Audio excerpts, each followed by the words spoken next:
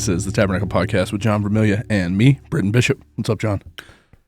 What's up is you need to threaten to leave more often. We have, this is like a revolutionary night. This is.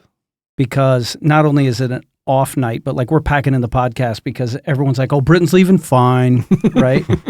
But I've got 4 of my best bros in the world in this room. That's the first thing. Second thing, I've already got the sweatshirt off. Because we got 5 guys in a little room. There's 5 guys in there? It could get, this is 5 guys? Oh, 5 guys. Remember that? We had 5 guys? There's no 5 guys. But we got 5 guys in the room. It might get hot. Yes. It might get hot. We have the complaint department here in person. Yeah. Kingsley, forgive me. Kingsley I'm just trying to bring people, I'm giving a timestamp for people. Kingsley are the state champions of football, praise God. Yeah. And based off all technicalities, we got second. Yeah. I don't think that's how it works. It is. Everybody gets second if you don't get first. Yeah. Right. You're not first, you're last. But you said Manistee played a part in that. Yeah, absolutely. Because of some poor decisions on my part, Kingsley was able to be successful. No, I'm just kidding. Well, Kingsley maybe it'd been different if you stayed. Hey, shout out Kingsley. They are, goodness gracious, that's a good football team. And the boys are awesome. Love them. None of them listen to the podcast, so I'm not going to talk about them for very much longer. But the coaches, my goodness, I've never seen a team more well-ran, disciplined, fear-struck than by Tim Moore, who, by all accounts, and I'd say this to him, not a physically imposing human, but mentally, dude is sharp. And but he makes up for that in the physical opposing because he has Big Tom. Yeah. Who strikes fear into every man. Don't play. No. Coach Ward don't play. So shout out Kingsley.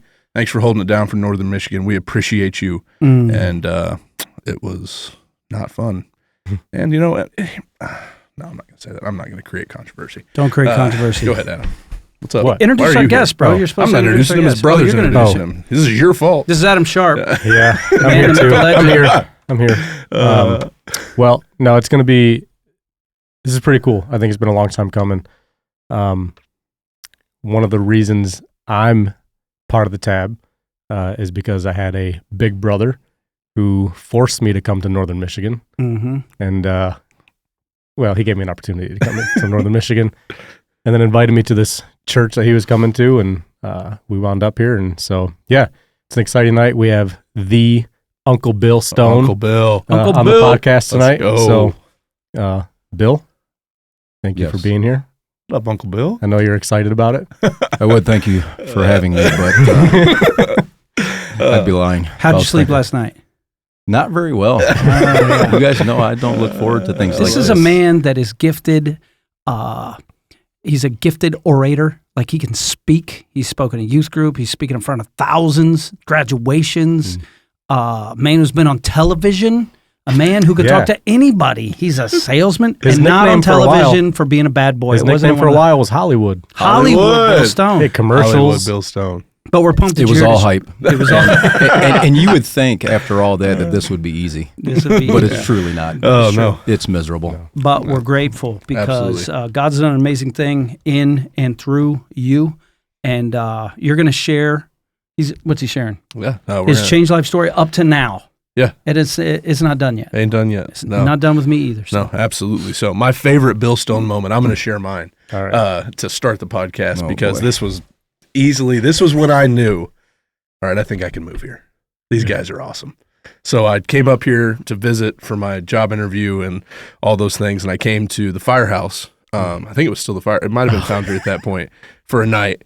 And so Martin's there doing just the most Martin energy ever, like wants me to meet every kid that's ever looked at the firehouse, all these things. And I'm like, more introverted than I think he originally thought. At that point, Martin was questioning if I was even called to ministry, like all these things. And Bill, being the self-aware person that he is, sees a dude that's clearly uncomfortable, like all these, and so Bill just kind of makes a friend.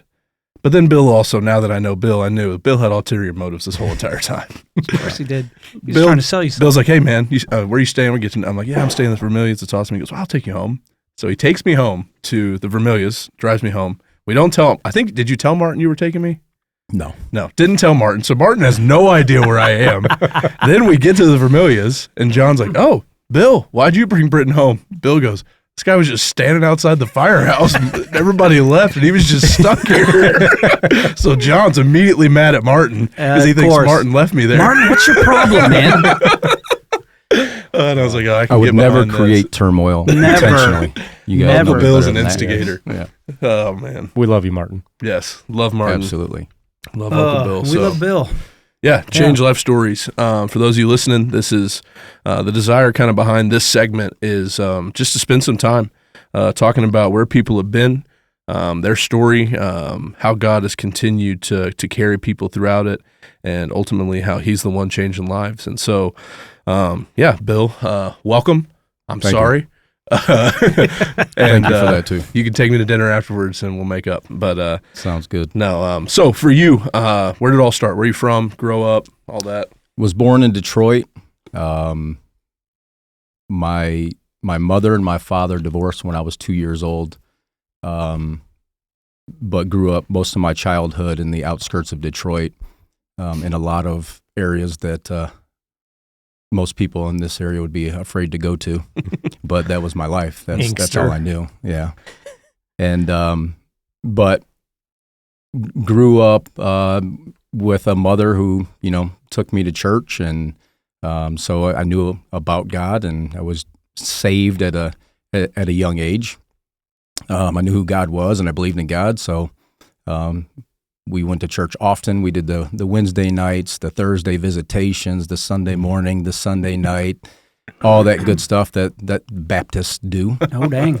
Uncle Bill's a Baptist? But we moved a lot. I moved around a lot. I went to a lot of different schools and just had to adapt. I won't dive too much into my childhood, but it wasn't the easiest. Let's just put it that way. I didn't have the best childhood, but I made it through. Yeah. And, but just fast forwarding, into high school years, went to high school in North Carolina, was really rebellious. And, I was gifted athletically, but wasn't able to play on any of the sports teams because, the grades weren't there. I was more interested in proving, how tough I was and stupid, immature, things like that. And I remember them having a meeting, all the teachers, all the coaches, all the principal, the counselors, everybody with my mother, bringing her in a room. And I had to listen to all of them talk about all the potential I was wasting. And it angered me. I was mad about it. Like, who are they to tell me what to do? So if anything, it made me rebel even more. But telling my mother, he's one of the most athletic students ever to attend this school, and he's throwing it all the way. And but it didn't change me. I still decided that I'm just going to be who I want to be, and ended up not finishing my last year of high school in North Carolina. The school didn't really want me, to be honest with you. And I moved back to Michigan because my cousin told me, hey, there's a school here, they'll let you in. And I'm like, they're not going to let me in. As soon as they call the other school, they're going to say, we don't want anybody like that. But thankfully for me, this school was designed for immature punks like me. It was full of gangbangers and people that got kicked out of their schools and things like that. And they called it an alternative school. And so I went there and ended up graduating high school, which, to be honest with you, at that time, graduating high school in our family wasn't a foregone conclusion. A lot of my family, my uncles, my father, my mother, none of them had high school diplomas. And, to be honest, school and college and things like that, going to college was for rich people. The way that I grew up, that's just what you think where we come from. Mm-hmm. And so that was never even a consideration. And then after I got out of high school, I ended up going to a gym and playing pickup basketball at University of Michigan. Knew somebody and got me in there and just playing pickup. And there was a coach, Perry Watson, that coached U of D, and he saw me playing. Hey, who's this guy? And he told me, he says, I would love for you to come play for U of D. The problem is, I told him, my high school history, and he's like, you'll never be able to come to UAD. Based on that, he goes, but I can get you in at a junior college in Chicago, play there for 2 years, you transfer, come play for me at UAD. That was the plan. I had met a girl. That girl was going to come with me. Her parents were not happy. Because at the time she was just my girlfriend. We were dating, and she was going to move with me, and I decided not to go because she had something with her family, a dynamic that was beautiful. And I says, I'm not going to tear that apart. So I decided not to go. So I didn't go. But that girl has been my wife for 23 years now. So Melissa. So I think that was proved to be a good decision. Yeah. But so my wife and I, we got married. And how old were you at that point? I was 22. Okay. When we got married, I was 22. So in the course of like the coming through high school, coming to the alternative school in Michigan, all the way to 22, like what was, because you grew up Christian Baptist church at all the things, like where was God a part of any of that, or was it just like, I'm good, I'm doing my thing now? Like how was that kind of, what were your thoughts behind all that? When I was going through school, it was just going through the motions. Honestly, it was just, this is just what we do. If I were to say that there was a genuine relationship with God at that time, I'd be lying. That's just what we did. Right. That's just where you go, you know. But then, and to be honest with you, in some parts I was embarrassed because sometimes I felt like my mom was too religious based on the things that she would say. And so I was embarrassed by that. And looking back on it, then I wouldn't have said that. Right. But looking back on it now, it's true, I was. Yeah. And but it never stopped her from taking us, and she felt like she was doing the right thing, and she was. Yeah. And then when I got married, and then when we had kids, because I'd kind of gotten away from the church. Yeah. And to be honest with you, I didn't love what I saw from the church at that time. Even at a young age, I could see that there was a clickiness, there was a judginess, there was, if you didn't wear this, if you didn't do this, then they questioned your salvation. But none of that to me seemed biblical. You couldn't point to a verse that showed me that a woman had to dress this way or a man had to do these things, and so it turned me off. And I says, I don't agree with that. So I kind of, when I graduated high school, as a lot of people do, I walked away from the church. Yeah. When I had kids, that's when I said, you know what, I need to get back in church. So I still understood that it was important now for my kids. I wanted them to be raised up in that. Why do you think that was? Well, I mean, it's like the Bible says, you raise them up, and when they get older, they won't stray away from it. Yeah. And I think that's exactly what happened with me. I knew what was right and what was wrong, and I wanted my kids to experience that. Yeah. Not necessarily in the way that I did, though. But you knew there was some good in there somewhere. Absolutely. Yeah. I knew that there was an importance that they had faith. Maybe not everything else that went along with it did I agree with, but I knew the single most important thing was to get them, introduce them to God. That's good. So we started going to church, but for my kids. Yeah. Not for myself, not for my wife, but for them. Was she cool with that? Was she like, oh yeah, let's go to church? Did she have a church? She did not grow up in the church, but she was all for whatever I wanted to do. She supported me, and when I introduced her to the church, she was all in right from the start. So she never gave me any kickback or anything else like that. It's not, we didn't have that battle, like a lot of times you do with a couple that one's a Christian, one's not. Yeah. Right away she was, okay, yeah, I'll check this out. And it was all good ever since then. And just to backtrack a second, because people are like, brothers, like where, like you didn't grow up in the same house, you and Adam. We grew up in the same house. You did grow up in the same house. My mother remarried. Oh, okay. Which is Adam's dad. Yeah. Gotcha. So you were in North Carolina too. Who would win in a fight? me for sure. I was going to try to go there. Stay on the trail. Stay on the trail. 50. I got that. Now that is true. Adam's said for years, bro, there's going to be a point eventually where you just get so broke down that I don't care if you're in a wheelchair. I'm going to fight you at that point. But I'm 8 years older than Adam. We were in the same house until, I was in elementary school, really, when I left. When you left for your senior year. So, got it. So and that was in North childhood Carolina. worked together. Yeah, North Carolina. And just to fill in just some of the, I don't know, it's just interesting to me. When I first met you, very careful with your words, very well spoken. You were the one who revealed to me that when you say, hey, I came from an alternative school, I grew up in Detroit and then other places or whatever, you said that like you talk like you were from the streets. Oh, absolutely. And that might have been part of even her family, like, who is this cat, you know? Oh, no doubt. Smooth If talker, my daughter would have handsome walked guy. in with me, Yeah. no.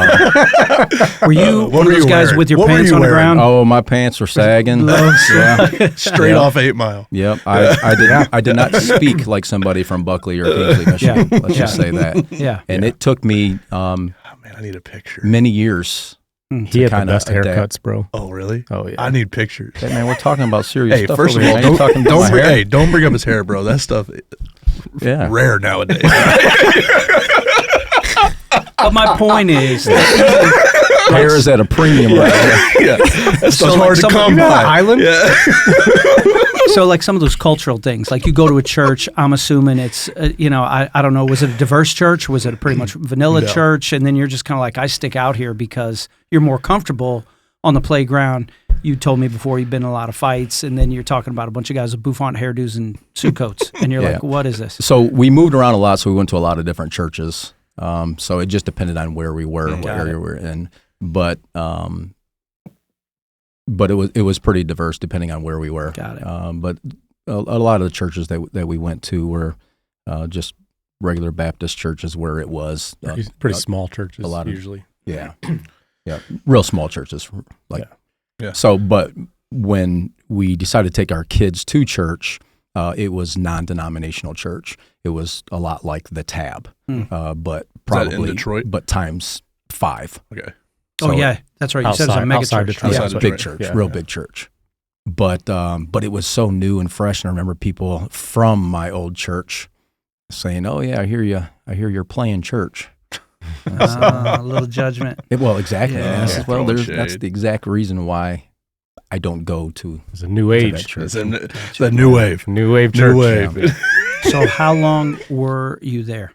You guys, the stepbrothers need to calm down. No, we because don't. Benjamin's It's going to 6 stop o'clock. this. He doesn't like it when 4 people are talking at once. Hey, it's I'm just 6 gonna tell o'clock. you. Guess If anybody what? sings, it's Guess over. what, podcast family? It's our podcast, and we're going to do And- whatever we want. And I accidentally had caffeine today.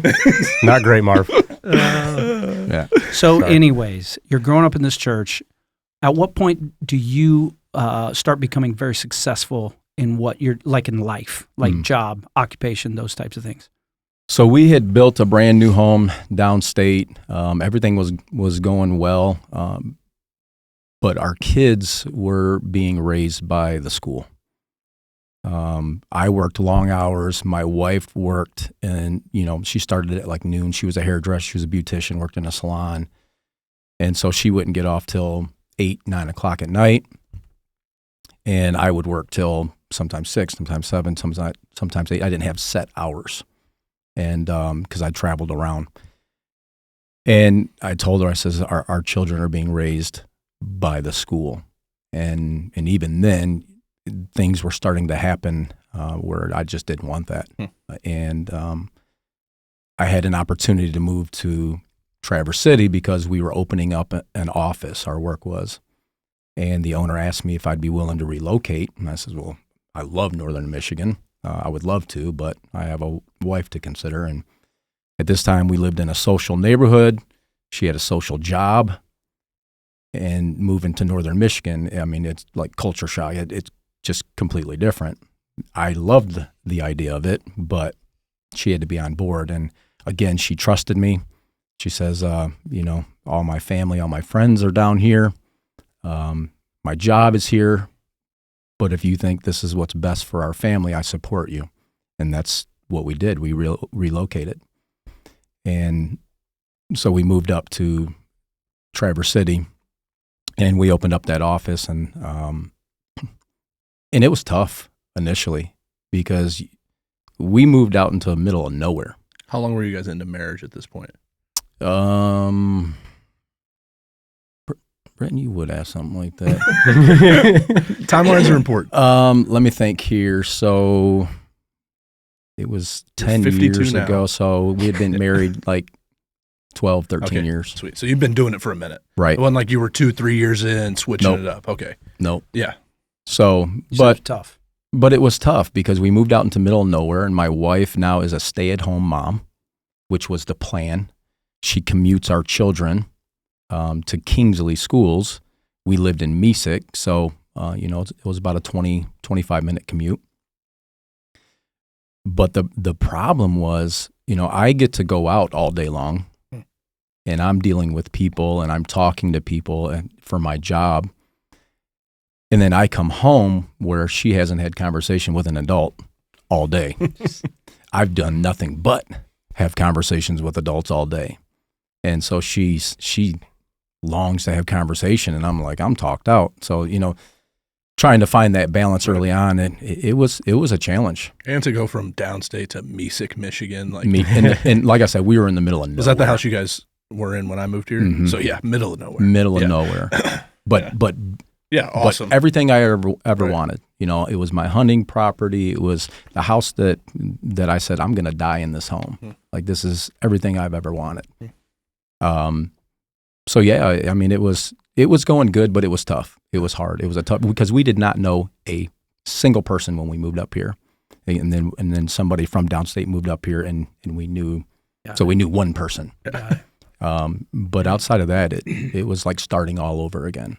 So coming out of you guys were going to a non-denominational church. I think I remember you telling me, like, you guys were involved there, like doing things, right? Like, mm-hmm. And so was that a hard, like, transition now coming back to, like, small town where we get, like, was church a priority during that move? Like, what was kind of what was the thoughts around, like, Christ and trying to continue having your kids in church and stuff like that with that? Yeah, still wanted that. So as soon as we got up here, that was a priority. We need to find a church. And when we first came up, we rented a house over in Honor. We actually went to West Side for about a year.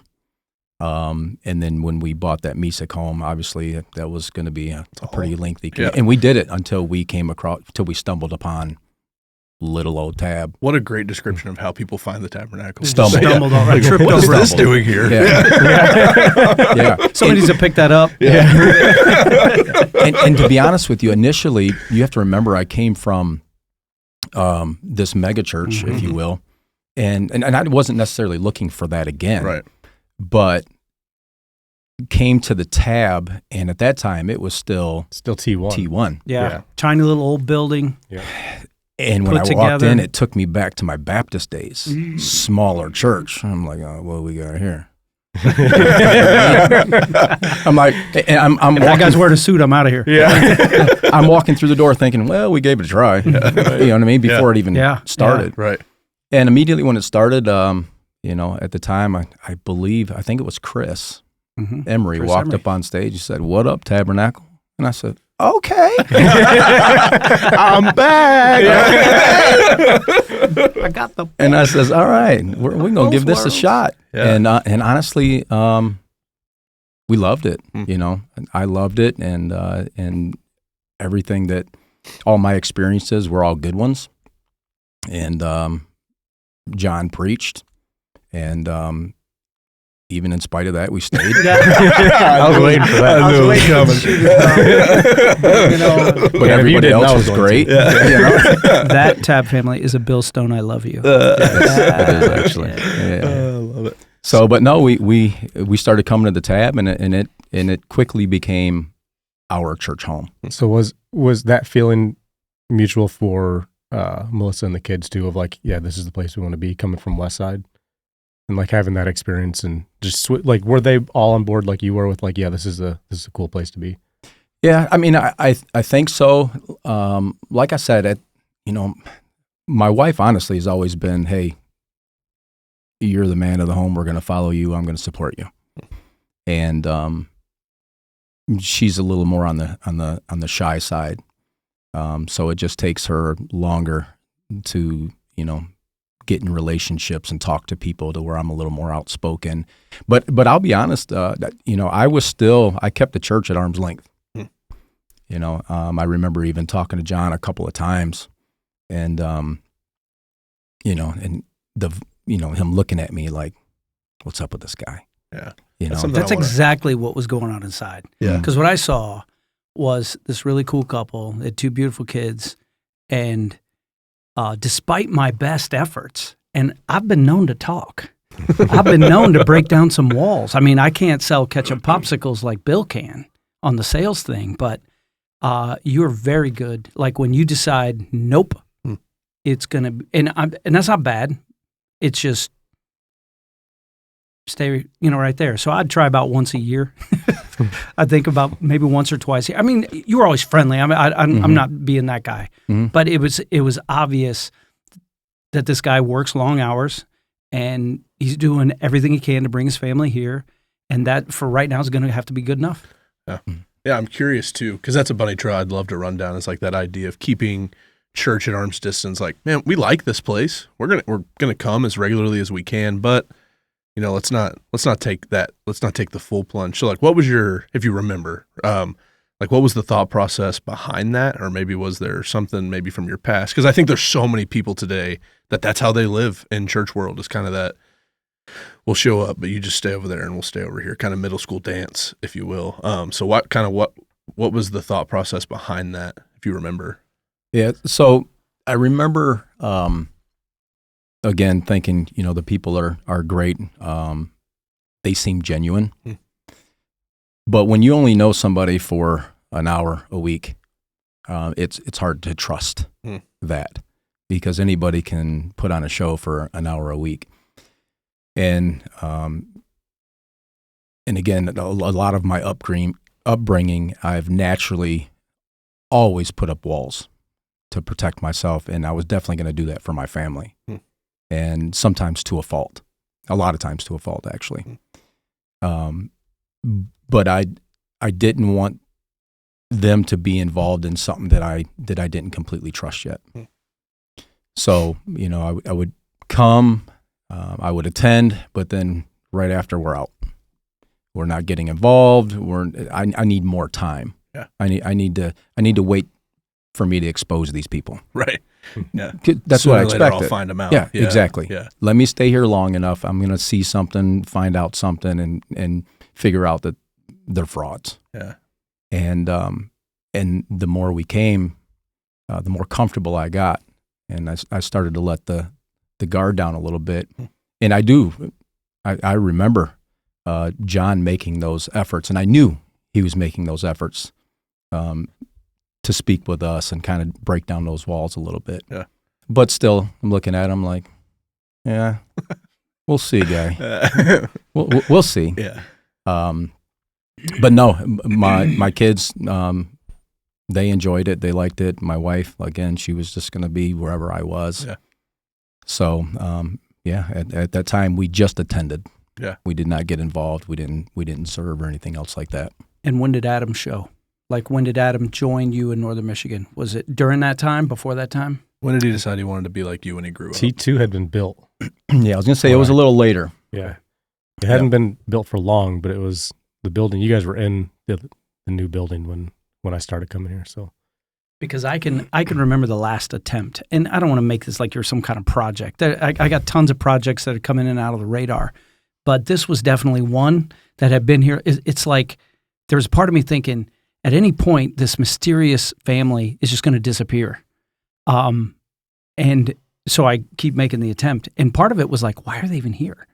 Not in a bad way. It's just like, there's something here. Either incredibly introverted, which I found out with you is not true, but you had the wall, more so with your wife. But what I recall is a year where this new kid, relatively new to the youth group scene, got involved in Kaden. Kaden's super involved. That's your oldest son, your only son, and super involved. And if I remember correctly, there was like a women's retreat in the spring of that year, and we're in T2, And I may or may not have seen you yet. I women's probably avoided you because I thought At you the wanted to women's kill me. retreat? Yeah, no. But there was a big push to get women to go to the women's retreat. And I came up because your son was serving. He was like an usher, I think. He was over by the cafe, and we had a cool little convo, just chucking and jiving to him and some other Kingsley kids. And in fact, it was with another Kaden. It was Kaden Patterson was standing right there because I could see the picture in my head. And I'm like, all right, I'm going for it. And it was like, hey, what do you think about your wife going to women's retreat? Because they were asking me to help push for it. And it was kind of like, I don't know, some BS answer. Yeah, we'll think about that. And I'm like, nope, not even close. Not going to happen. This is where you sucker into the cult. Exactly. And then I don't remember if it was, or I thought it was that summer that Kaden was baptized. It was either it was that August, I believe, or was it the August before? No, I think it was the August before. Okay, gotcha. So he'd been baptized, then he's super involved in student men, then he's an usher, and then that was like the summer before all hell broke loose, or the spring before. That's when it was like, I remember, and I made a mental note right then. All right, it's not going to work trying to get her to the women's retreat.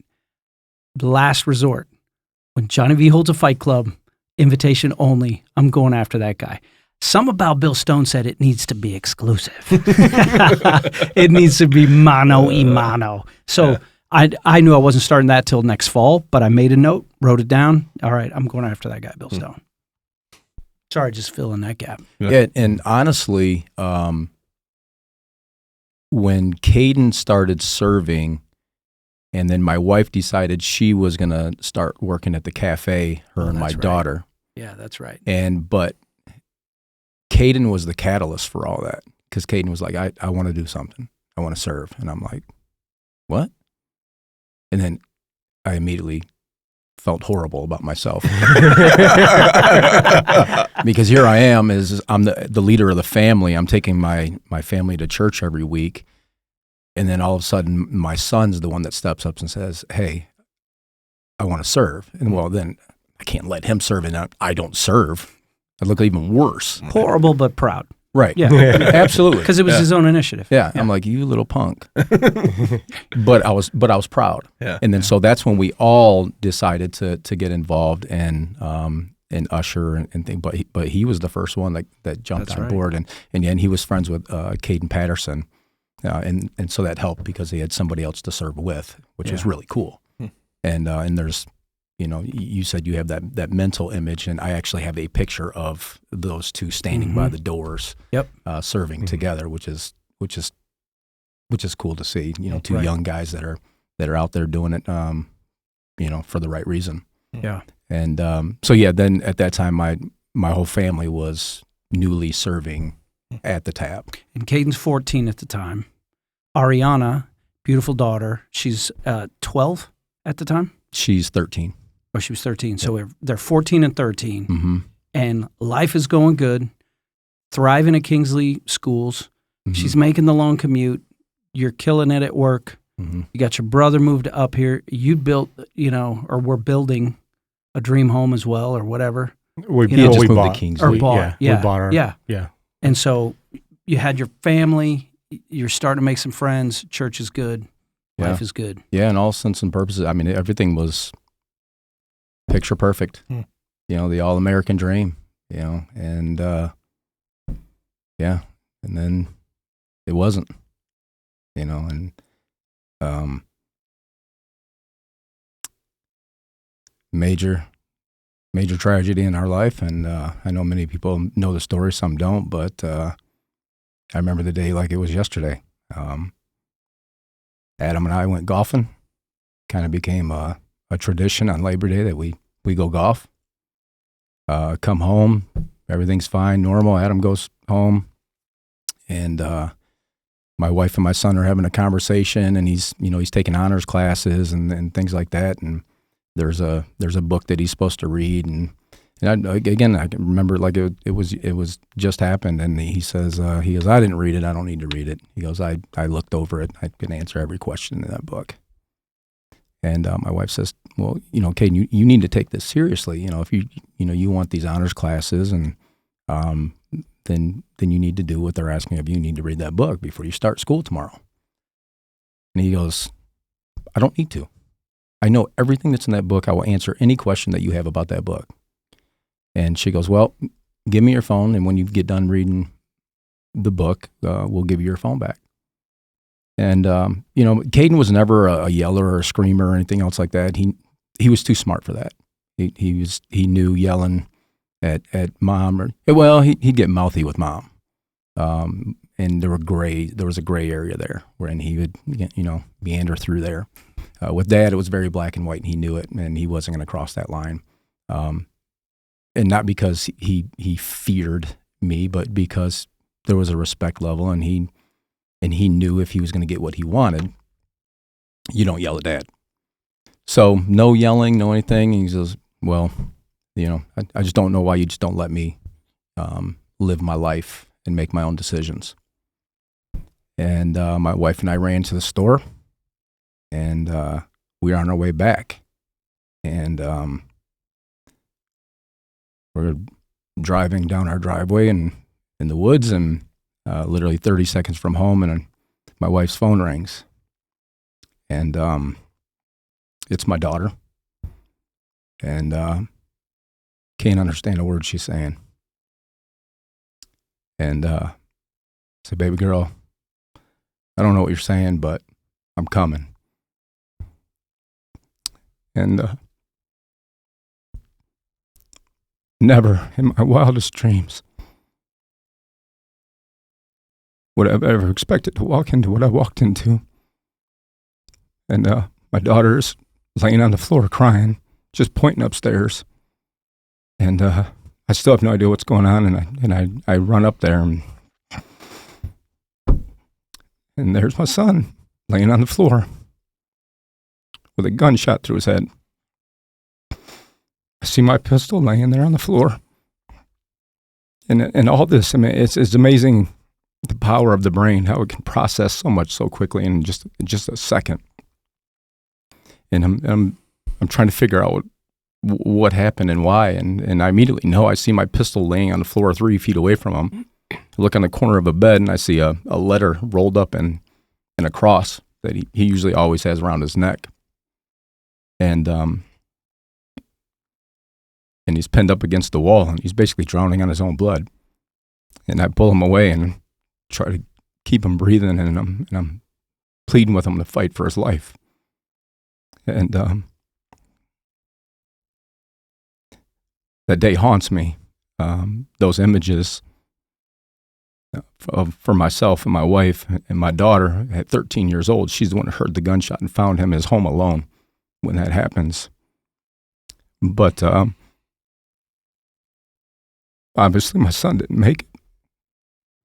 And there's so much about that. It's crazy all the details that I can remember about that day, and even the smell of gunpowder in the room when I went up there. But my wife called 911, and it felt like an eternity. And when you live out in the middle of nowhere, it's it's a half hour for them to get out there, and for a half hour I'm trying to keep him alive. And EMS gets there and they take over. And I remember I would go downstairs and I go in the bathroom and I'm throwing up. And it was so surreal. Like I've never experienced, like when people say something surreal. I don't know what they're talking about. In that moment, I realized this is like this has to be a bad dream. This cannot be real. And I'm son, why? Why did you do this? Why did you do this? Why did you do this? I love you. I love you. I love you.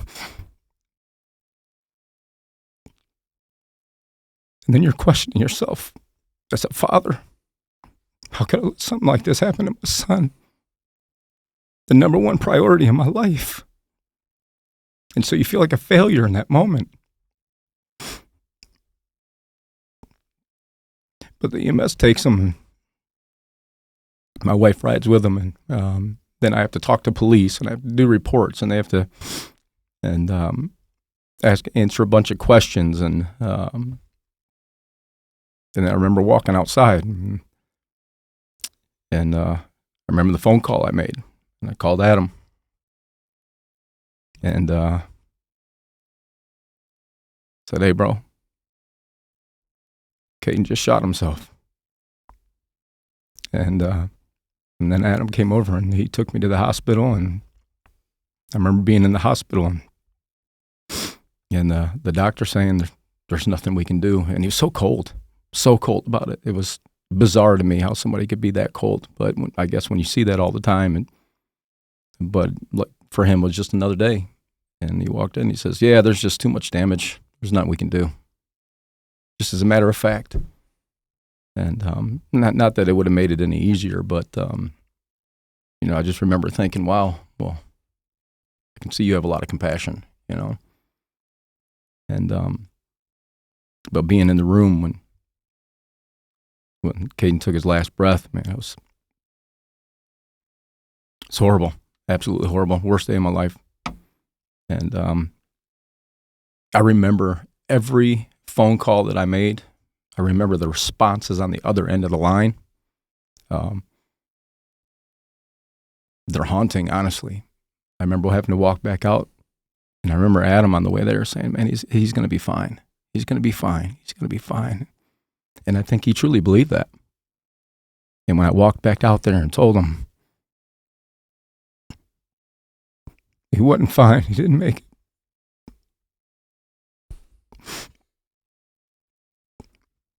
So to fill in something, to get a minute, is the little that I know since was that Kaden Stone was an All-American kid. Good grades, good athlete, well-liked, almost too smart for his own good, loved to share his faith. Love to, if you're at the funeral or if you've heard any of the news things, love to argue about faith with his principal, who didn't have the right political beliefs for Kaden, but more importantly, didn't have the right beliefs about God, and would regularly look for opportunities to be in the principal's office, not for the reasons that his father had been in school, but for him just go sit and study, and maybe I can, in a sly way, just get in a convo. Love to try other languages, like I believe Russian, Mandarin Chinese, maybe, brilliant kid by all intents and purposes. And even what you said on this podcast, was really the first member of Family Stone at this church to go, "I'm gonna serve," and kind of led his mom and his sister and his dad into kind of doing the same thing.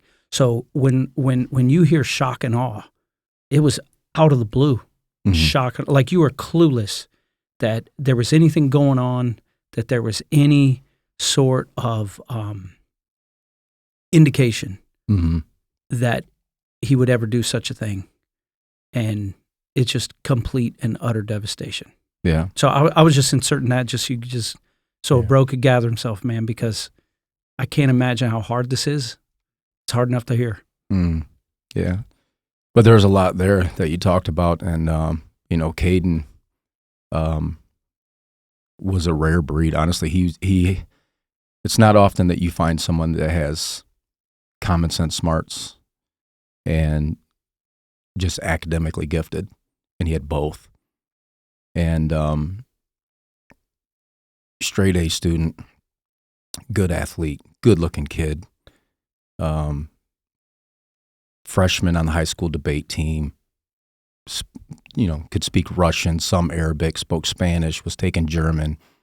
And I remember how all that started was when he was, probably like 9 or 10 years old, and we were out somewhere at a store, and there were people around us that were speaking in another language. Kaden says, "Dad, what are they saying?" "I don't know, buddy." Looked at me almost like dumbfounded. Like, "Why don't you know?" I'm like, "I don't speak that language." He goes, "Well, why don't you speak that language?" I speak Detroit. I says, "I don't know. I never learned it." And then, that just, it sparked something within him to where he was like, "You know what? I want to know what people are saying when I'm around them."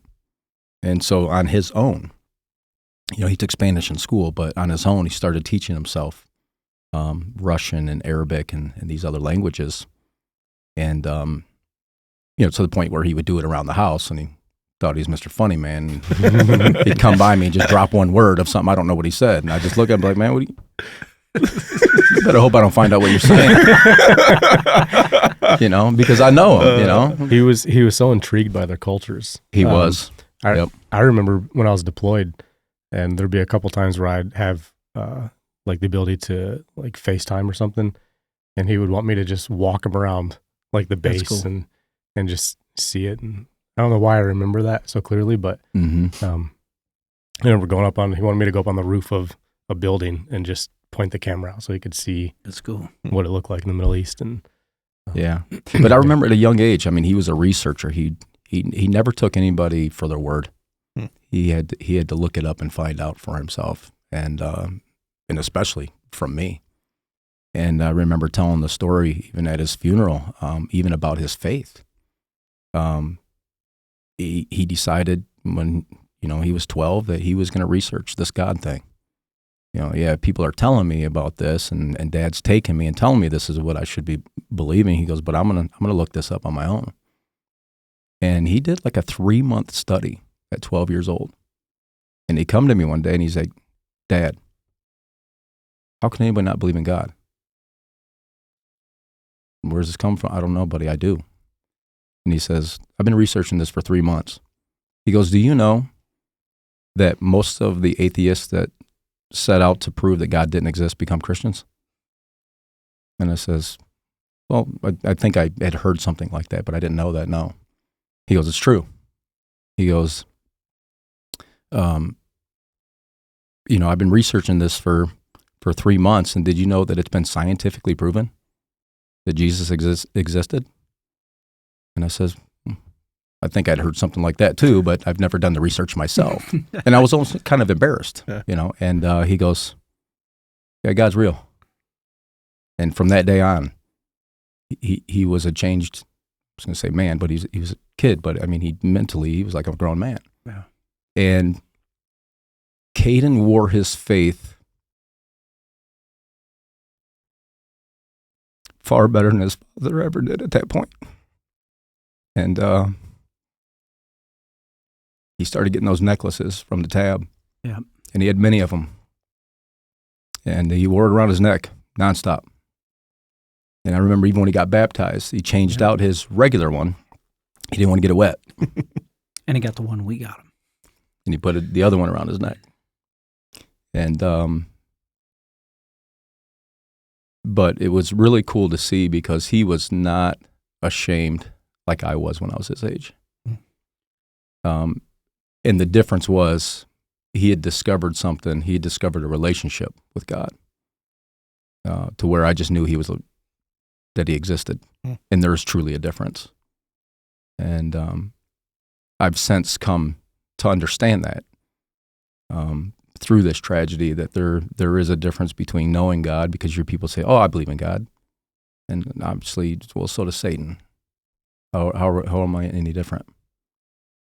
And through all of this, my relationship with God now, there's something there that was never there before. And it's emotion. You can know someone and have no emotional attachment. But when I knew it was real is when there was real emotion. You think about the people in your life that you love. There's emotion. You should be moved by that relationship. If there's no relationship, if there's no emotion in your relationship, then how strong is it? That's good. Yeah. That's directly related to you shall love the Lord your God with all your heart, with all your soul. Soul's the seed of that emotion.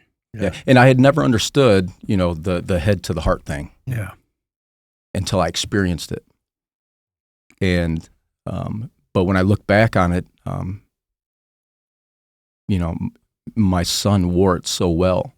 He spoke about it in school. He spoke about it at work. He worked at Taco Bell for 3 or 4 months he had just turned 14 years old and they hired him, and they absolutely loved him there.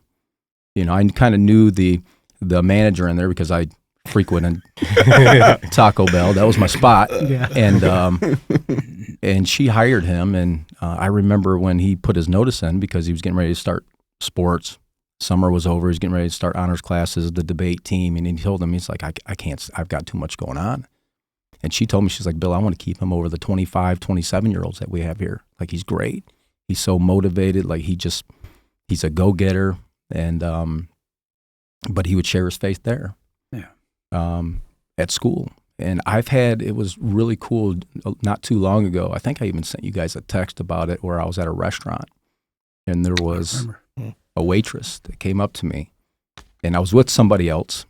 And this has got to be extremely hard for her to do because I'm sitting with somebody else that she doesn't know. She barely knows me. She knows who I am. But she comes up to me. She says, I just want to share with you that Kaden is the reason why I have the faith that I have today. And it wrecked me. It wrecked me in a good way. And and I thought to myself, man, I hope someday that somebody could say that about me. And but he wore his faith so well, and I looked up to him, for that. But I didn't appreciate it until after he was gone. Mm-hmm. And I didn't notice it at the time because Kaden was so private, and he wouldn't talk about things. Even if it was wonderful things that he was doing, he wouldn't talk about it.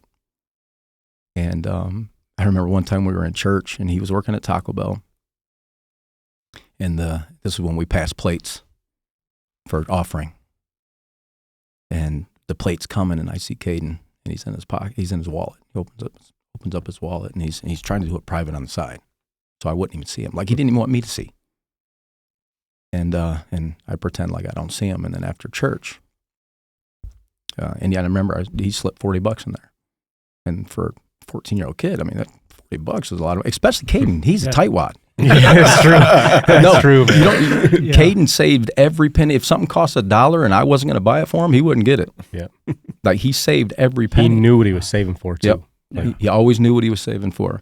And he put that $40 in the plate, and I put something too, John. Look at me for was it on gross or net? I had to at least beat his. 41? 4101. Yeah. 4001. And I remember I said something to him after. I says, hey, I saw what you did, man. And I'm proud of you. He's like, what are you talking about? And I'm like, you know what I'm talking about. I says, what made you do that? He goes, it's between me and God. I'm like, fair enough. Fair enough. That is my son. Yeah. But I think about stuff like that, man, and I'm so proud of him for that. Like, because he didn't, it wasn't for show. Like, he didn't even want his father to know. He's like, that's between me and God. Mm-hmm. And something like that is so cool because I know he genuinely had a real relationship with God, and which now I'm so thankful for. Mm-hmm. And but it's been the catalyst for a lot of things that have happened in my life in the past 5 years. Yeah. So if we go back to that, I don't want to dredge it all, but back to the moment you're in living hell, and I assume your wife was gone, daughter at your house by this time, maybe. Yeah. Well, she was, and then I had called Samantha and told her, and we had her bring Ariana up to the hospital. Yeah. Yeah. To say goodbye. Yeah. And so we all said our goodbyes, and then, like you said, it's weird that, like, I can remember every detail. They stuck us in a side room, and I remember Melissa's parents getting there and telling them, and actually we didn't even have to say anything. They just they knew something was wrong when they got there. But one of the weird things that I remember is we're sitting in there, and then I don't know how long we'd been there because time, I don't know. But I just remember you, Bill, going, well, I guess we have to go home. because we're all just sitting there, like I don't think any of us knew what to do. No, there's right? no playbook. Like, yeah. And so we all ended up going back to my house. But yeah, so that was like from the hospital, and then we all did end up at my house for a little while. Yeah. And I don't know what all phone calls you're making. I don't think I've ever asked you this question. I have no idea how anyone at the tab knew, because I was actually, it was Labor Day, and I'm driving home from being with my family, and I get a phone call from the legend John Williams, and he tells me what's up. And I said, I'll be home in an hour. He goes, all right, I'll be at your house in an hour and 10. And so I don't know if word was just spreading like wildfire through Kingsley and through Buckley, or if I don't even know if somebody called the church, but somehow John Williams knew. So I had texted a couple of people that I think Amanda Patterson was one of them, because Kaden and Kaden were friends. That's right. So that would have been it. She was on. That's right. Yeah. And I knew she was on staff, and I had asked her if there was any way she could reach out about doing the funeral at the tab. Yeah. And but after Kaden passed that night, because you ended up coming over to the house and we were there. To your house. To my house. Yeah. We didn't know where you guys were. And I told Adam and my father-in-law that I had to go back home. And I had a mess to clean up. And I remember Adam saying, bro, you don't have to do that. Like, we can hire somebody to do it. And I said, no, I tried hard. I need to do it for myself. And it wouldn't be closure, but that was my son, and I felt like I needed to do that. And not something that was easy to do, not something that was fun to do, but in a way, I just wanted to go back to where it was, where it all happened. As crazy as that sounds, it seems like you'd want to stay away from that, but for me, I just needed to go back there. And so we went back, and we were cleaning the mess. And then that's when you and John Williams showed up at the house. Then we sat and talked a while, and but again, at that point, it was still it hadn't set in. You know what I mean? It takes time for that to be real. Oh, you guys were, it's weird you talk about pictures that you have in your mind. I remember you came to the door, and you were right behind him, and it was just pain, wrecked. But you had that stone face that you have right now, that the Adam Sharp, is he mad at me? But what I remember is just putting out my hands like I was going to hug you. And because I didn't know what else to do. I didn't even know if you were a hugger. But your words to me were, John, I think I still have blood on my hands. Mm-hmm. And I couldn't bail then. It's like, I don't care, But that was the first time that I sat with you two brothers and probably said nothing of value. But it was just to be there. Like, we were interrupting. It was, I think from there we actually, we had a little chat and talked about, what do you need? How can we help? How can we love you? And the whole deal. And then, I don't know if you know, but then we drove to your house, and we're on, the little app trying to find addresses. And we also went to go see Melissa at your home. Mm-hmm. But is all that like a fog for you at that point? Does it start to get, or is it still? No, I remember I don't remember our conversation. Me neither. But I remember you showing up. I just remember pain. Mm-hmm. I actually remember most of the conversation. I do. Was it coherent on either of our part? Because I didn't know. It was. And I think I remember it because I think my mindset was I got to protect my brother, and I didn't know you to trust you. I mean, I knew you were the preacher, but you heard the... Yeah, what's that mean? Yeah. Our past before, I'm like, okay, you're a preacher, but I don't care. And so I think I was so intently listening to what you were saying because I I mean, I don't know if I was going to have to bury out back or something, Don't expect any less, brother. But she still has a But I think because I was guarded. Yeah. Guarding me and him. And so I do remember some of the conversation that you and J-Dub talked about. And the crazy thing is that day, because I do a lot of thinking while I'm driving. We're driving back from Indiana. Mm-hmm. You were on my mind. You were on my mind. Not in a weird way, but it was like, I'm about to start this fight club up. And so I'm going through this list of names of dudes, and Bill Stone was on that list, which was so crazy when I got a phone call. And I don't know if I said anything about that. I was like, man, I was just thinking about you today. How crazy is that? Labor Day. But I also remember the next, was it 3 days? 3-4 days? Meeting with you, meeting with Melissa. No one wants to do that. The whole process, the where we're going to do that, what's it going to look like. Sitting one time and you saying, I need to speak at this funeral. And it was incredibly painful. I'm just trying to fill in some of the gaps here, man. It felt like all of Northern Michigan was there. We could have had it in a gym. And for a minute, it was like, do we have it in a gym? Do we have it in a church? You know, there was, if we have it in the church, then all our memories are going to be associated with this church.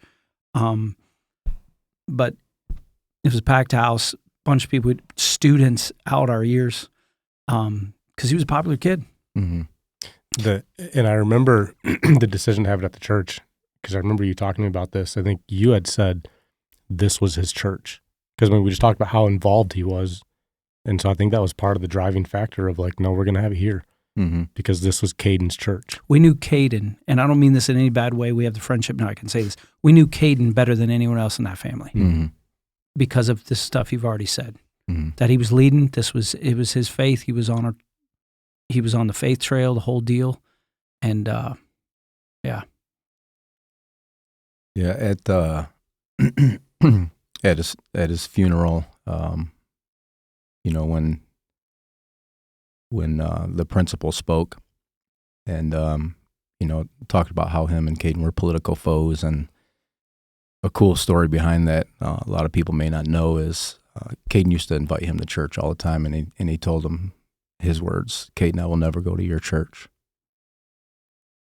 And not only did he go to the church, but he stood up and spoke in that church. So which is, for me, it's just kind of a God thing, you know, like, yeah, we'll see about that, you know, but yeah, I mean, it's, speaking at his funeral was, as anybody could imagine, was at that point the hardest thing I've ever done in my life. But I knew I had to. I knew I needed to.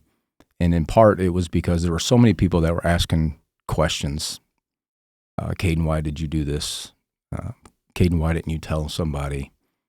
And at that time, I had only read about a half page of his letter because they took it. They took everything. They took his cross. They took the letter. They took everything. I had only read a half page. So at his funeral, I actually said that Kaden wasn't suffering from some Great Depression, because at that point in the letter, he didn't mention anything about that. All he had talked about is we were holding him back. He wanted to make his own decisions. Now he's making his own decision. So that first half page is what I went off of. Well, when we finally got that letter back, he did talk about, and he was very specific. He said, I've been struggling with depression for 2.5 years. And to not know that as a parent, as a father, it's that's a tough pill to swallow, to know that my son was hurting that much for 2.5 years. And I never knew I needed to talk to him about it, but I've struggled with the same thing almost my entire life. But I hid it too. It wasn't until after he passed that I talked about it. My struggle with anxiety and depression and thoughts of suicide. If you had asked me when I was 15 years old if I would make it to be 45 years old, I would have told you there's no way. There's no way I'm fighting through this pain for that long. But it helped me understand why Kaden did what he did. And when you're in that kind of pain, there's nothing that seems off limits to remove you from it.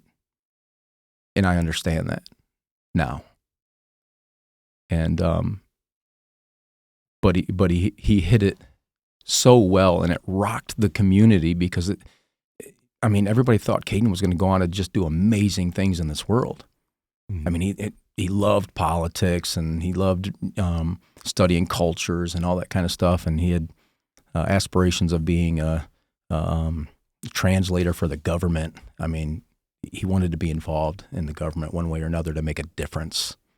And he saw the direction of politics and how it was going. And man, he knew his stuff, and he wasn't afraid to talk about it along with his faith, because that's where it all starts.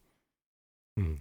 And but to read that letter, it hurt, and when your son chooses to do that to himself and it wasn't an accident, there's a level of guilt that hurts just as much as the loss, and they just compound, and it's overwhelming. And so when I spoke at his funeral, I was talking about the reasons why he did what he did, and he just got caught up in a moment, but there was more to it than that. I just didn't realize it at the time until I got to read the letter. Depression is a thing for our Tab family. I mean, people can get depressed because they're having a bad day. And then there's depression, which is a disease, and it's a real thing.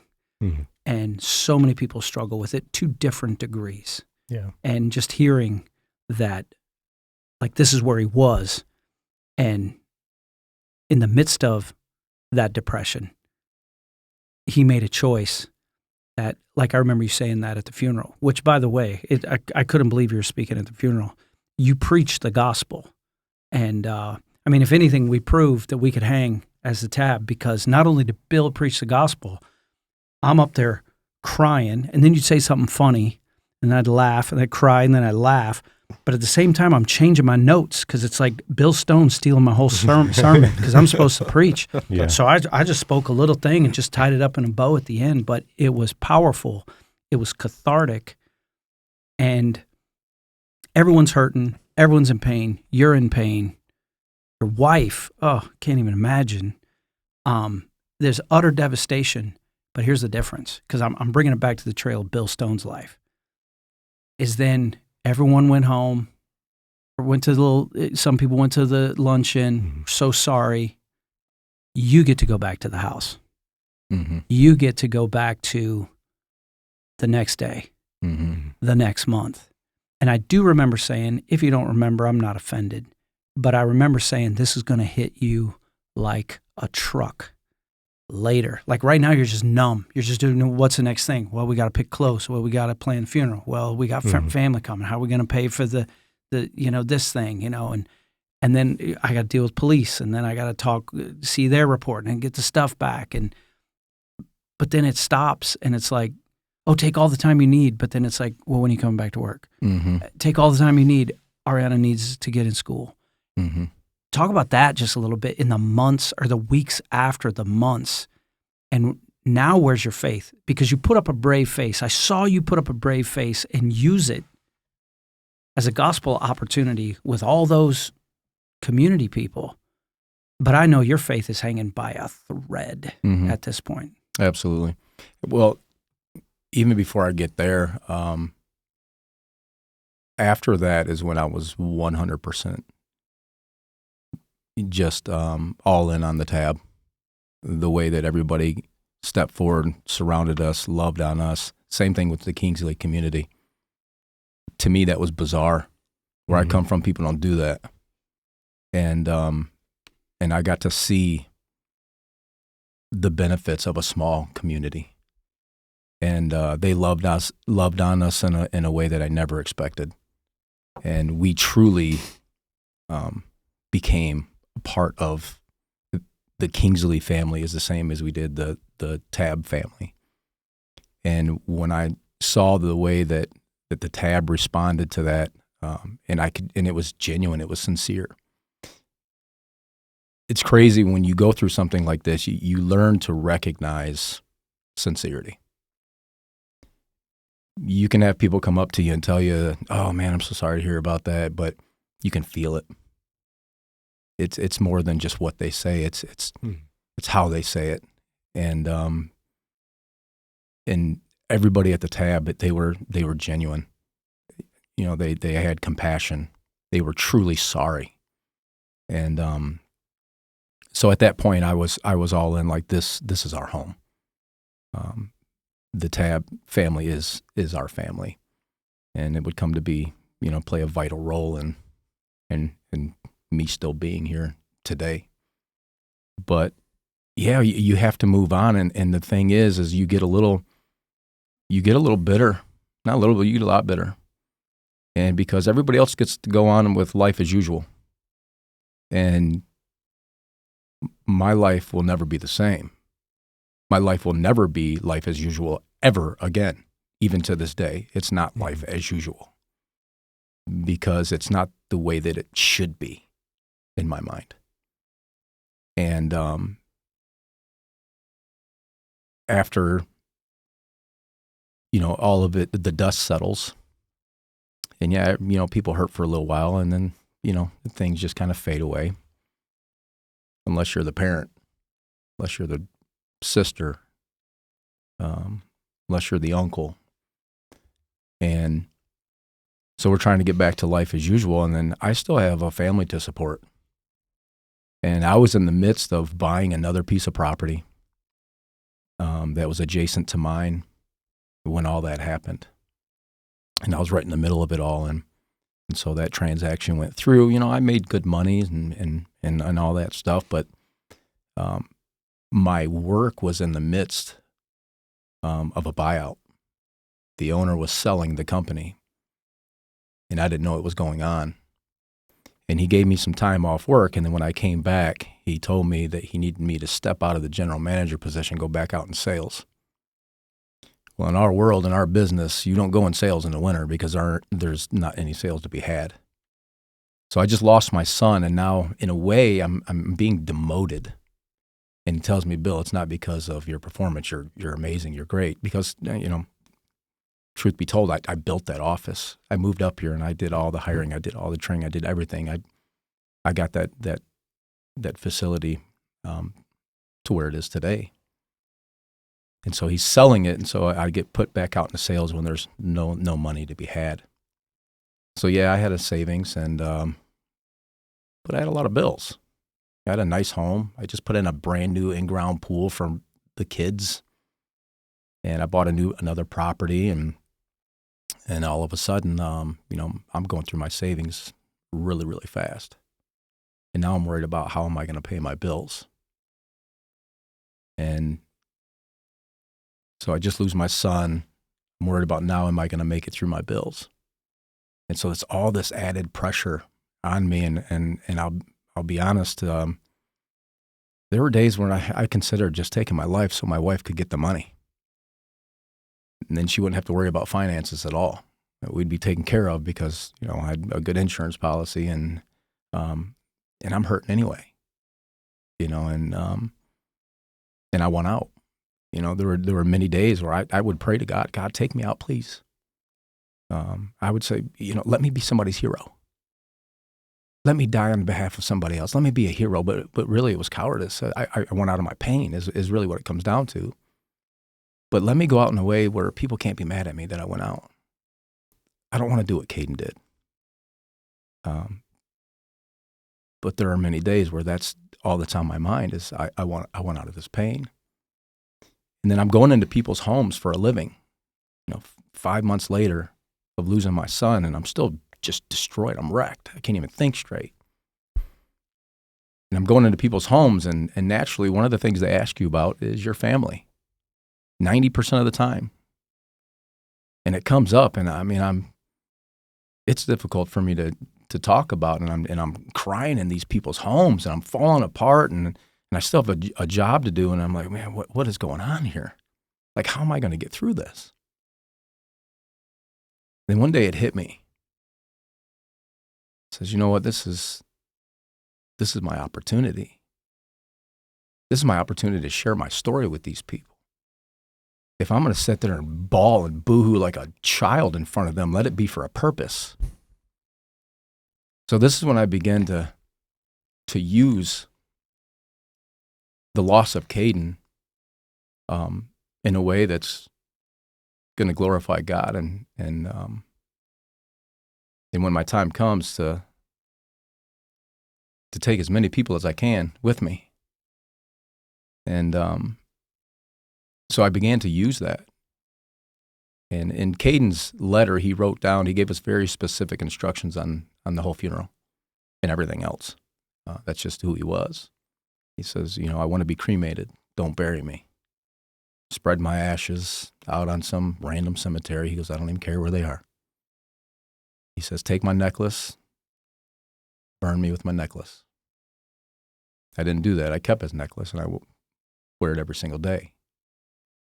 And I wear it because it's a piece of him that's with me. I wear it because I want people to notice it, because it's a conversation piece.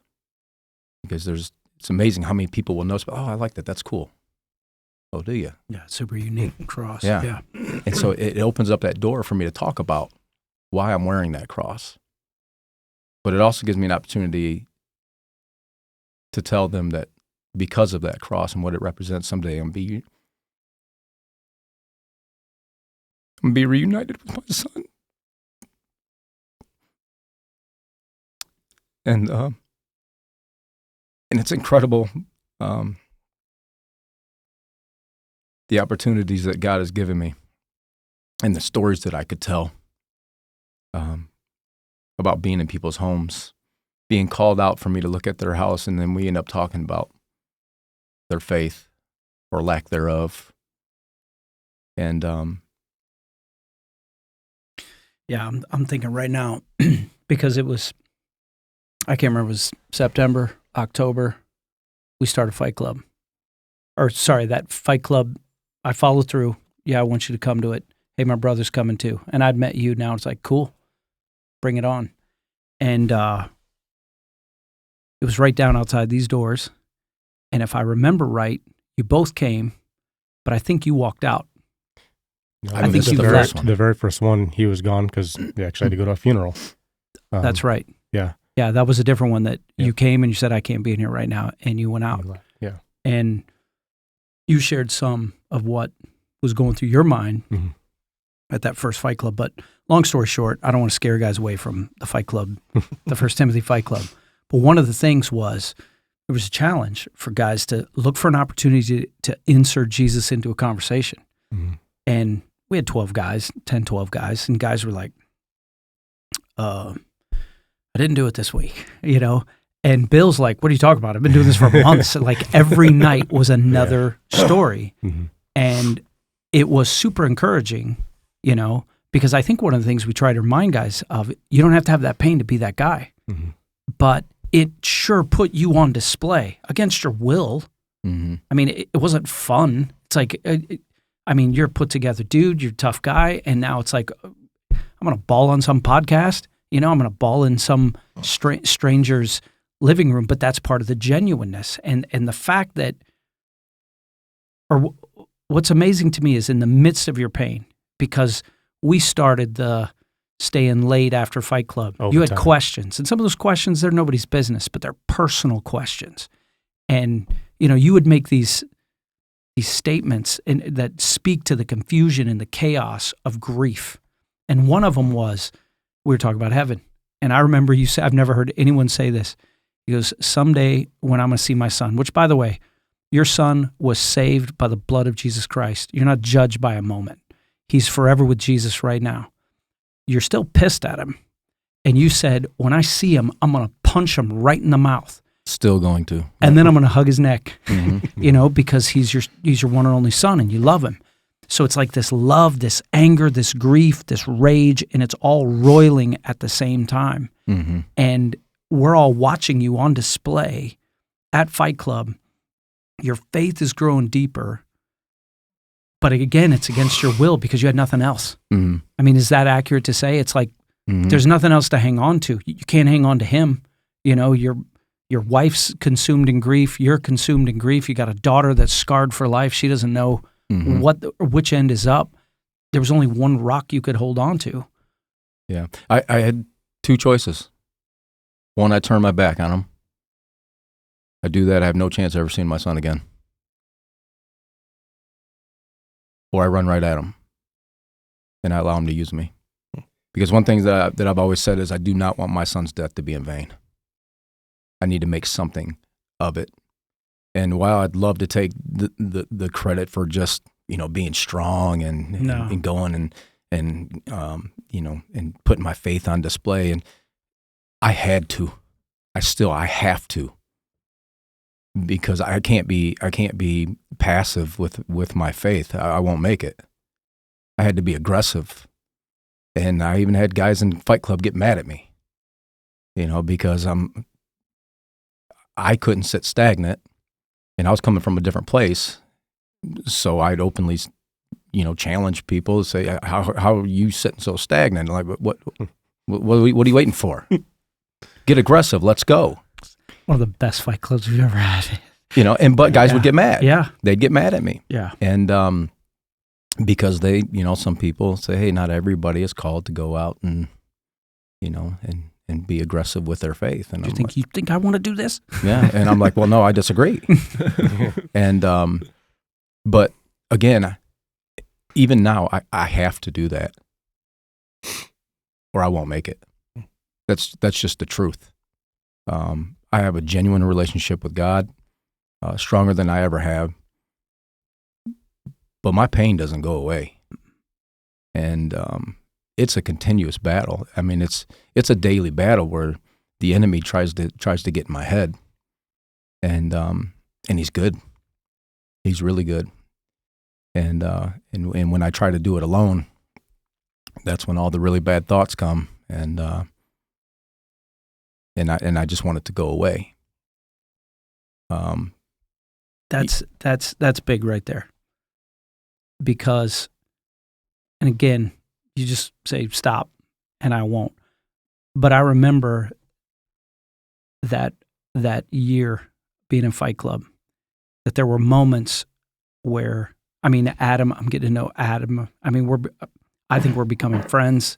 Like, I'm showing you who I am. I'm showing you where I struggle. Yours is obvious. Both of yours is on display. But there were times where the old Bill would be like, start to push, and you'd almost disappear from a text, from a call. You'd ghost us. And he sold you out a bit. But it was love. It was like, and that was the community thing. Again, bro, you need bros. And then we'd see you come back around. And then the time you were away, and I don't even know if I'm describing it right.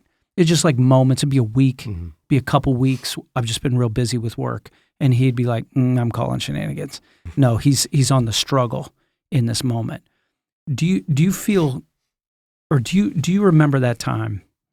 And I don't remember if you shared it with the whole group, you shared with me. There was, maybe it wasn't as pivotal as it is in my memory, but you described a very low point.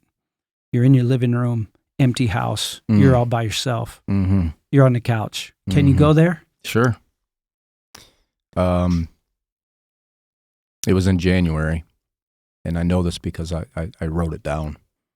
I started making a journal, if you will, of things that were happening in my life that were God moments. And this one, it's something that happened to me that has never happened in my entire life. I'm sitting in my living room and there's nobody home. And I'm moments away from taking my life. And I speak the words, God, where are you? This is it.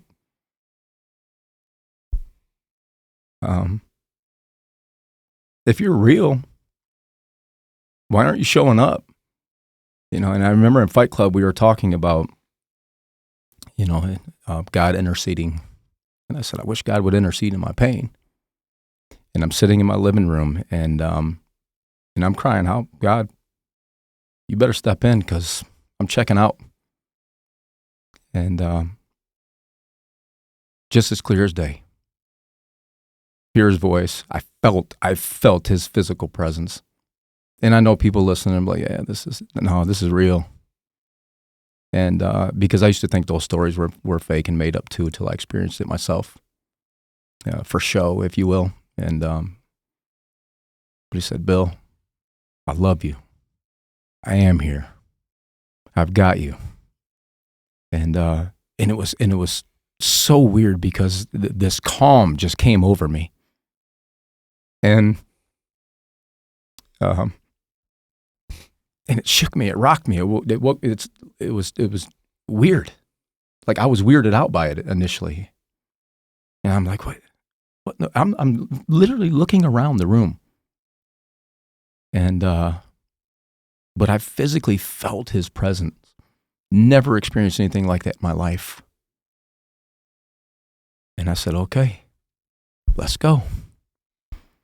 And 2 weeks later, I'm in my shower. Now you have to remember, up until I was 40 years old, I literally had cried one time in my entire life about something that was sad. I didn't grow up like that. You don't cry. Where I grew, you do not cry. You're a target. And I cried one time, and it was the day that my father died. It was at his funeral, actually. It wasn't when he died. It was at his funeral when they were closing the coffin. And I literally got sick. And my father and I became close after I moved back to Michigan. He was in and out of my life for most of it as a child. But when I got close to him, when I moved back to Michigan, he got brain cancer and he died 2 weeks before my wedding on Father's Day. And so that, I'm getting off track a little bit here, but, I never had that father-son relationship. And so for me and Kaden, that's all I dreamt about that. Wanted kids at such a young age because I knew I wanted to have a relationship that I never got to experience as a kid. And my father passed away, and a lot of people say, man, that's a terrible, terrible story. You finally get to know your father, and he dies of brain cancer. And I said, well, at least I got to know him. But I had cried one time, and that was it prior to Kaden passing away. And now, man, I can watch an animated film and cry. I mean, it's ridiculous. You know what I mean? Mm. And I'm not used to that. Right. But I'm 2 weeks later, to get back to what I was talking about, I'm in the shower and I am absolutely bawling. I mean, uncontrollably, just letting loose. There's nobody home and I am just bawling. And I remember I'm uncomfortable to myself. I'm like, what is happening right now? Because it was something that I had never, even up to that point, I had not allowed myself just to let loose like that, of just crying tears. Like, I think there was as much water coming from my eyes as there was from the shower. I mean, I'm just bawling, and I'm like, how are you a loving God? How are you a good God? Look at me. And again, another one of those moments where I clearly hear his voice, and he says, Bill, I am a good God. I'm going to allow you to see your son for all of eternity. And I was like, pfft. Does it take the pain away? No, the pain was still there, but it checked me. Would I rather see Kaden for the temporary time on earth and never see him again, or have the opportunity to see him for all of eternity? That's God's goodness. That's his promise. That's the reason why I fight. That's the reason why I'm still here, is because of that promise. And 3 hours later, I kid you not, this is a real story. If I read it, I'd think somebody was lying too. 3 hours later, I go to a customer's house. He asked me about my family. And you have to remember, I just lost Kaden 5 months prior. And it rocks him. And he's like, Bill, I just lost my brother. But I couldn't imagine that. I could not imagine losing my son. He goes, hey, but just let me tell you something. He goes, someday you're going to see your son for all of eternity. Nobody's ever spoke those words to me a day in my life. I mean, there wasn't a reason to, but 3 hours later, and I looked at him, I said, God just doubled down. He says, what do you mean? And I told him about my shower experience, and dude's like crying. 1 week later, that same man calls me on the phone. He says, hey, Bill, this is so-and-so. He goes, hey, man, I just want to let you know that your story and meeting you had an incredible impact on my life. He goes, since I've met you and heard your story, he goes, I've prayed every day. He goes, I haven't done that in 20 years. He goes, I want to thank you. He goes, you've made a difference in my life. And, you know, it's stories like that. It's things like that God has put that opportunity there that has kept me going. Doesn't take the pain away. Does not take the pain away. Yeah. No, none of it ever takes the pain away. But you said it gave it some meaning. Yeah, it gives it purpose, because now I don't have to know what happened after that. The fact that it meant something to him to even call me a week later impacted me. Yeah. You know, so in each one, and I've got numerous. I mean, I've got endless stories like that of being in somebody's home where at the end of the day, I'm impacted by them just as much as they're impacted by me. And that gives me the will to continue to fight. You know, and you know, I love my wife and I love my daughter. I believe in God. Obviously, I have a strong faith. But guys, I'm telling you, man, when the pain sets in that much, it's just, it consumes you, and it takes everything in me to keep going. And you talked about me isolating. I always think I can handle it. Same here. That's the way I've been my entire life. Yeah. You know, I'm self-taught on almost everything I've ever done. And I've learned that I have to do for myself. And I've had to protect myself.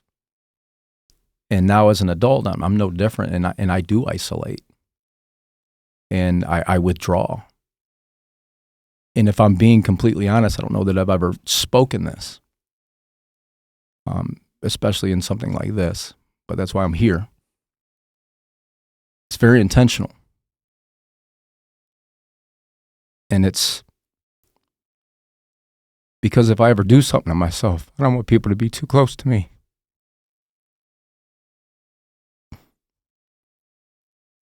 Because I know how much it hurts. So I intentionally withdraw. I think people are getting too close. And there's too much of an emotional attachment. Yeah. Because even though it's been over 5 years, I still don't trust me enough that I know that I'm safe. And, you know, it's like something that you like to say when you're driving down the road. Doesn't matter how far you get. You're 6 feet from the ditch. That's my life. And that's why I know it's so important to have people in my life that are going to check up on me, that are going to challenge me, that are going to not allow me to do those things. It's something that's very, very difficult for me to admit. I'd love to say that, you know, my faith is strong enough that I never have to worry about that, but that's just not reality. But at the same time, I believe that that it's designed that way. Because if I didn't hurt, then what would I do? Would I continue Fair point. to try and fulfill a purpose? So I have to constantly remind myself, Bill, the pain's there as a reminder to do something with it. It's like what Herschel York said at the Basics Conference with the thorn. Oh, wow. Yeah. Yeah, it's just... he said, if I'm getting it right. Sorry, I thought you were looking at me like Absolutely. He wanted me to remember it. it. I've passed the ball to you. Yeah, he said something to the effect, this unbelievable preacher that we heard. I don't know if any of the guys shared it with you, but he was talking about Paul was given a thorn in the flesh, a messenger of Satan to keep him from becoming conceited. And he said it says in the scripture, 3 times I asked God to take it away, but he did not. He said, my grace is sufficient for you, for my power is made perfect in weakness. And so Herschel made this observation. He said, have you ever thought that the very thing that you're begging God to take away, whatever it is, depression, loss, cancer, go right down the list. As you said, I think in our podcast on suffering, pain is pain is pain. He says, have you ever thought that thorn, God has allowed that for your sanctification, that it's actually a gift? I can't imagine in any framework ever saying that your pain is a gift. Mm-hmm. Obviously, loss of Kaden is not a gift, but in some weird way, he was also saying, pain is necessary for us to know we're alive. Pain sends us receptors of danger and all those types of things. You can make a sermon out of that. But that God would allow this for his good purpose, for a good in you. And, just listening to you, and we're honored that you would just go complete bare heart right here with, some people you'll never even meet. But one of the things that I've watched in you is there's been this incredible passion for young people. You've become a part of my children's lives. That's why you're Uncle Bill. I don't remember you being Uncle Bill before that, except to your children, Vincent and Chandler. But to how many students, and none of those students and replaced adults. And adults, right? That's my Uncle Bill. Yeah, but working at the Tab Youth Group, but not just there. You guys started the Ruck, which a lot of people still don't know what the Ruck is. It's, this awareness and benefit that we do, that you started, you too, that happens on Labor Day, where we just go for a walk with a burden and we bear each other's burdens. So whether it's through the Ruck or whether it's through students or you coming to talk to our athletic teams or speaking at Kingsley graduation, your influence among young people, I don't know of any single individual around here that has so many different communities. I know that guy. I've heard that guy. I know his story. And again, it's like, you never asked to be on display. You're a private guy that doesn't want people in his business. You kept it at arm's length. And now it's like you've been thrust up on a stage where it's like you're dying naked alone and everybody's watching. Mm-hmm. And it's like, what are you going to do? Well, if I'm going to die up here naked alone, someone else died naked alone on a cross. His name was Christ, and it's your own kind of crucifixion. Yeah, I mean, getting involved in the youth program, I wanted to be able to do something for other people's children that I didn't have the opportunity to do for my own. And,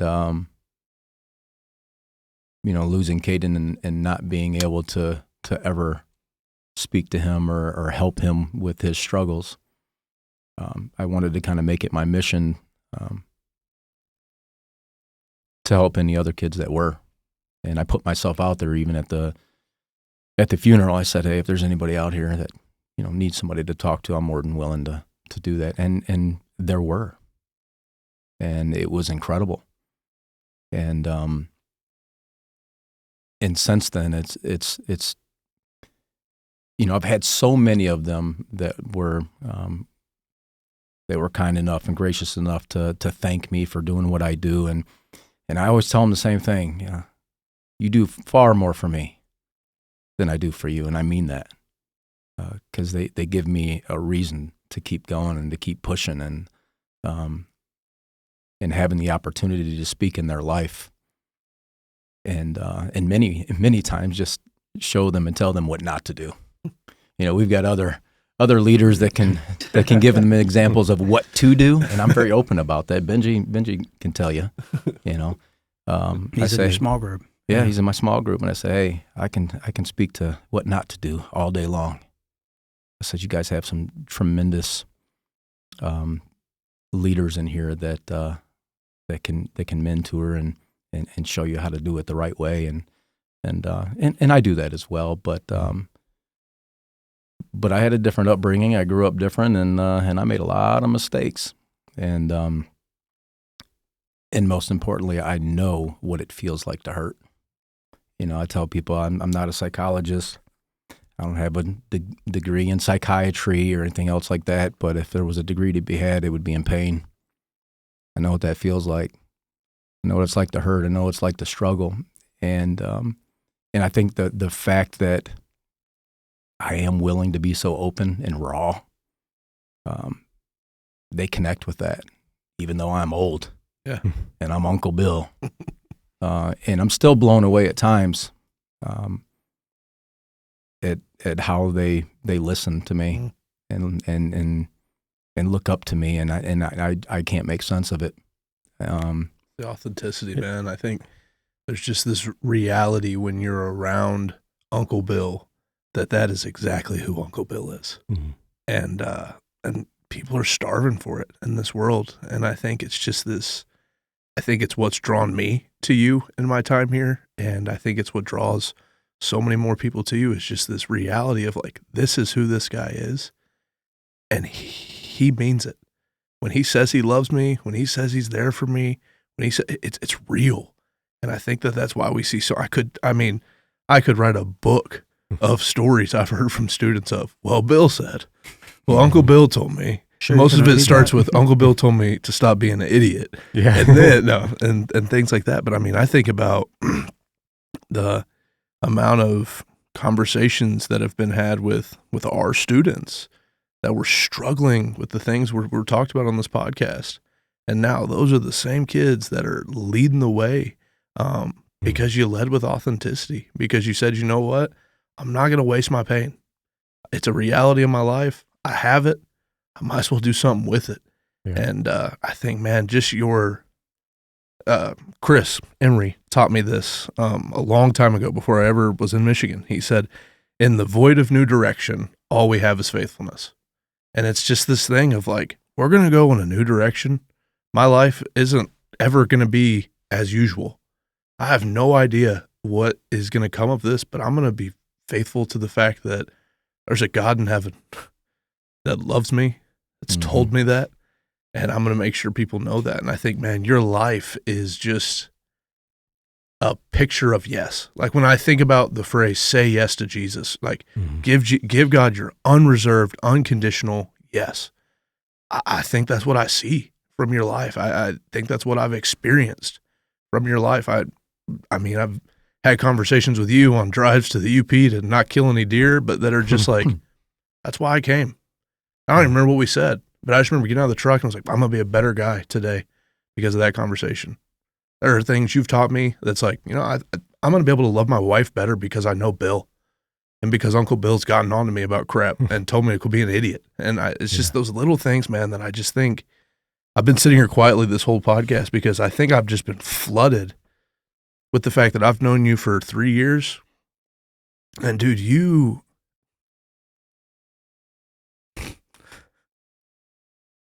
I don't know anybody like you, man. The Jesus in you, bro, is incredible. Your faithfulness to him, to put him on display in the midst of difficulty, man, there's nothing like it.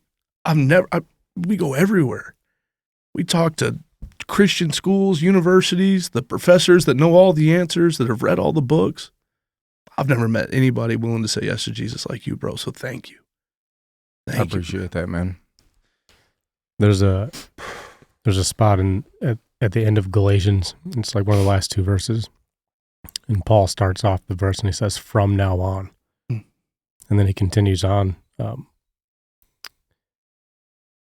We just preached through that. When I was studying that, when I read that from now on, I immediately thought of you.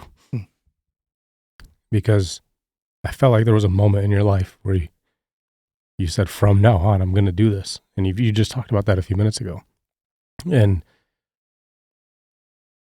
in your words, it's not done perfectly.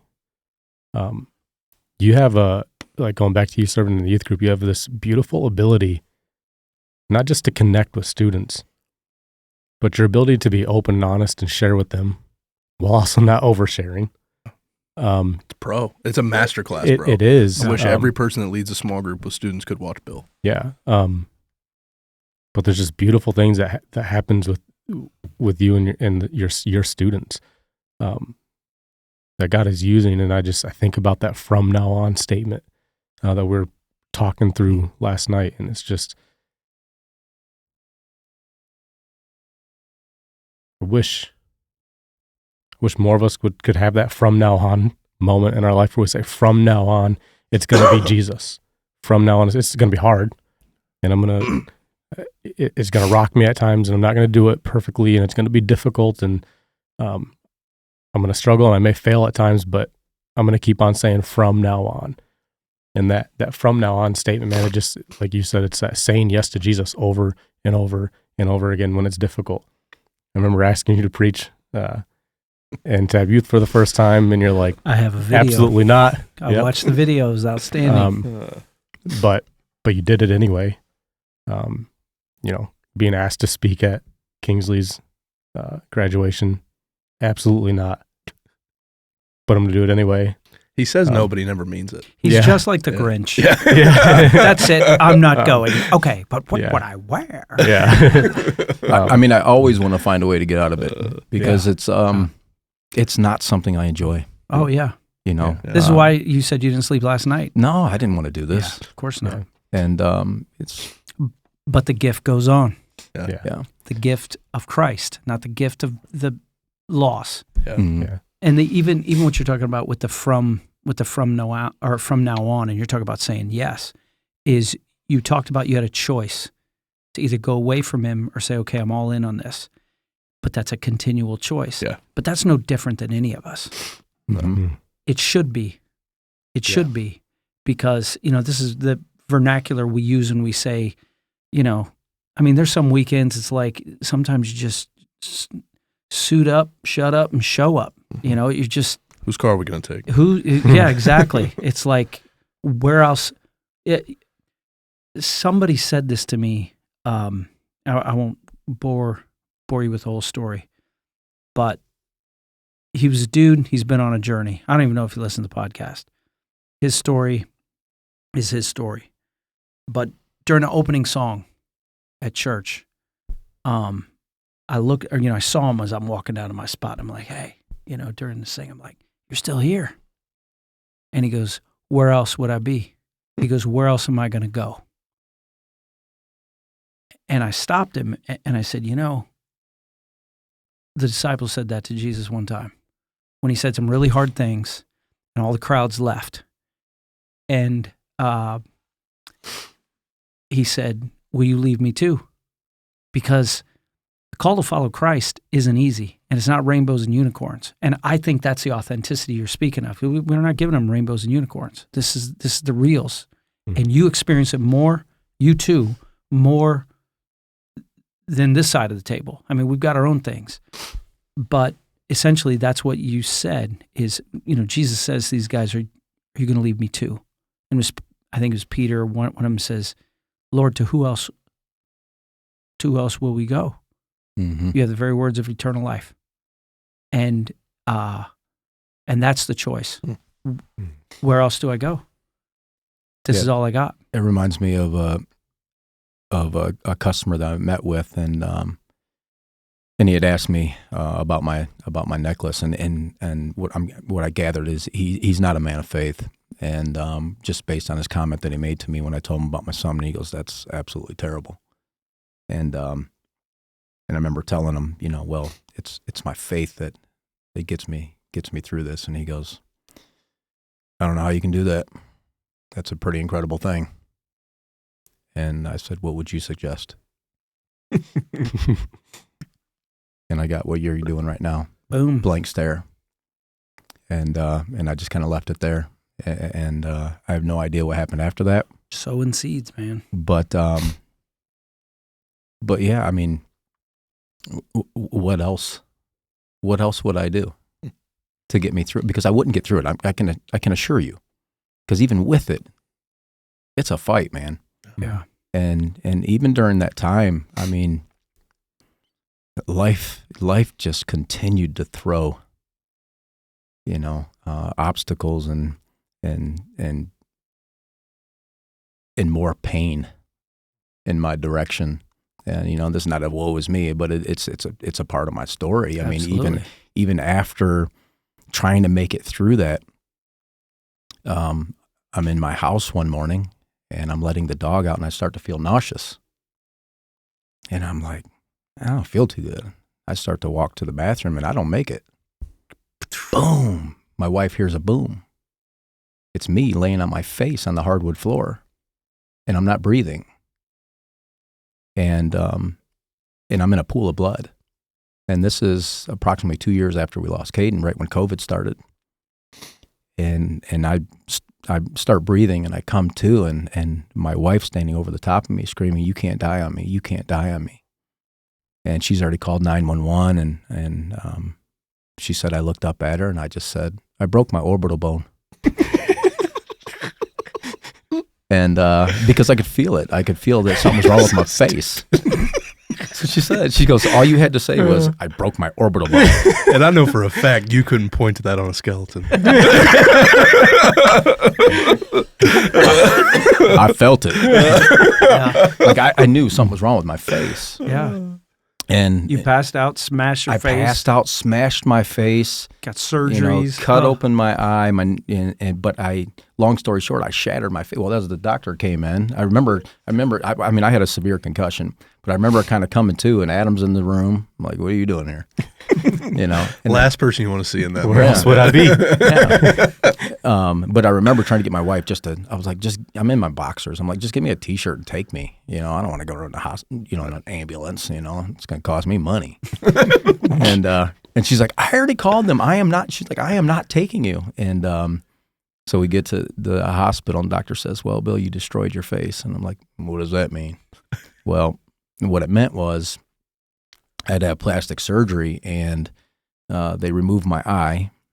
They go down through my eye and they put a plate across my nose and my cheekbone, a plate across my cheekbone here to the side of my head.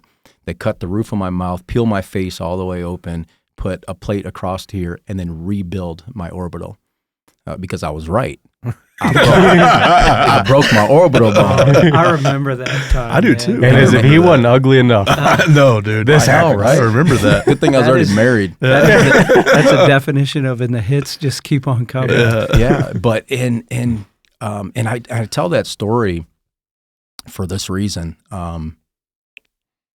It was miserable, but it was nothing. Mm-hmm. If that makes any sense. Yeah. Comparatively speaking, yeah. Yeah. In comparison to losing my son, the pain, the physical pain of that was nothing. It made it a breeze to get through. Now, it wasn't fun. I didn't enjoy it. To this day, I have no feeling in most of my face on this side.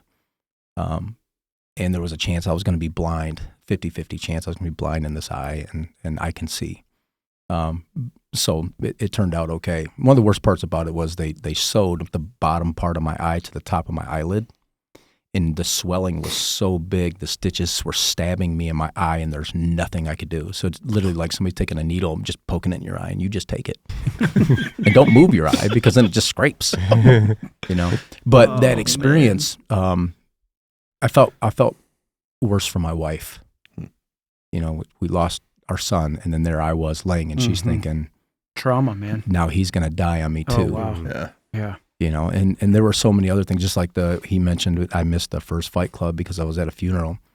A friend of ours downstate, their daughter took her life the same way Kaden did. And this was a mere couple of weeks after. Yeah. Now we're at another funeral, which is incredibly hard to do, of a child that was 1 year older than Kaden, for the same thing. And then had another friend whose daughter died of cancer. And it's like, the blows just kept coming. And there was another suicide at Kingsley after Kaden. And we went to that to try and be comforting. And, but there were so many things that it just snowballed. It's like, God, how much? Yeah. How much can I take? And, I remember even reading Job, the book of Job. And that helped me actually, because it said, man, look at this, what this man went through and maintained his faith. and even more so at the end. And it was incredible to me. Like, how do you do that? And, some people said Bill's like the modern day Job right now. And then I read his story and I'm like, no, nowhere close. But I still feel like nobody's ever hurt as much as I hurt. Mm-hmm. Like, yeah. It sounds illogical, but as much as I hurt, as much as the pain that I've experienced, I was like, there's no way that somebody could hurt this much and just and go on. Right.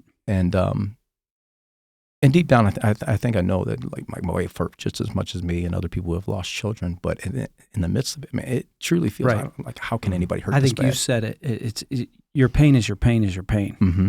And we even saw that in that fight club. So to the person who's listening, that's like, you've been struggling, maybe you've been a little bit encouraged, but then you're over here going, well, I'm not Bill. Mm-hmm. Your pain is your pain. Mm-hmm. Absolutely. And, there was a, which validates it, is what I'm saying. I'm trying to validate pain, to finish that thought.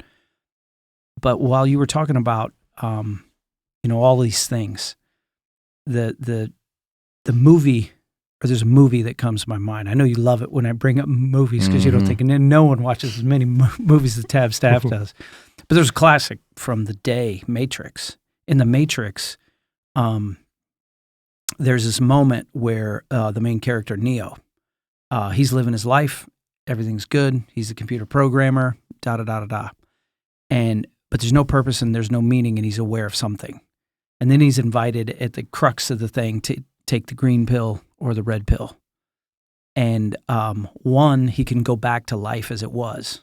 Or the other was to see the reality of what the world in that movie really was. And it was a life full of pain, but it was real. The previous, or to take the other pill, would have to live in this false reality of everything is good, because the fact is, pain's always been there. The pain has always been there. Losing Kaden, in my mind, has brought it to the surface, and also made you more aware of other people's pain. Mm-hmm.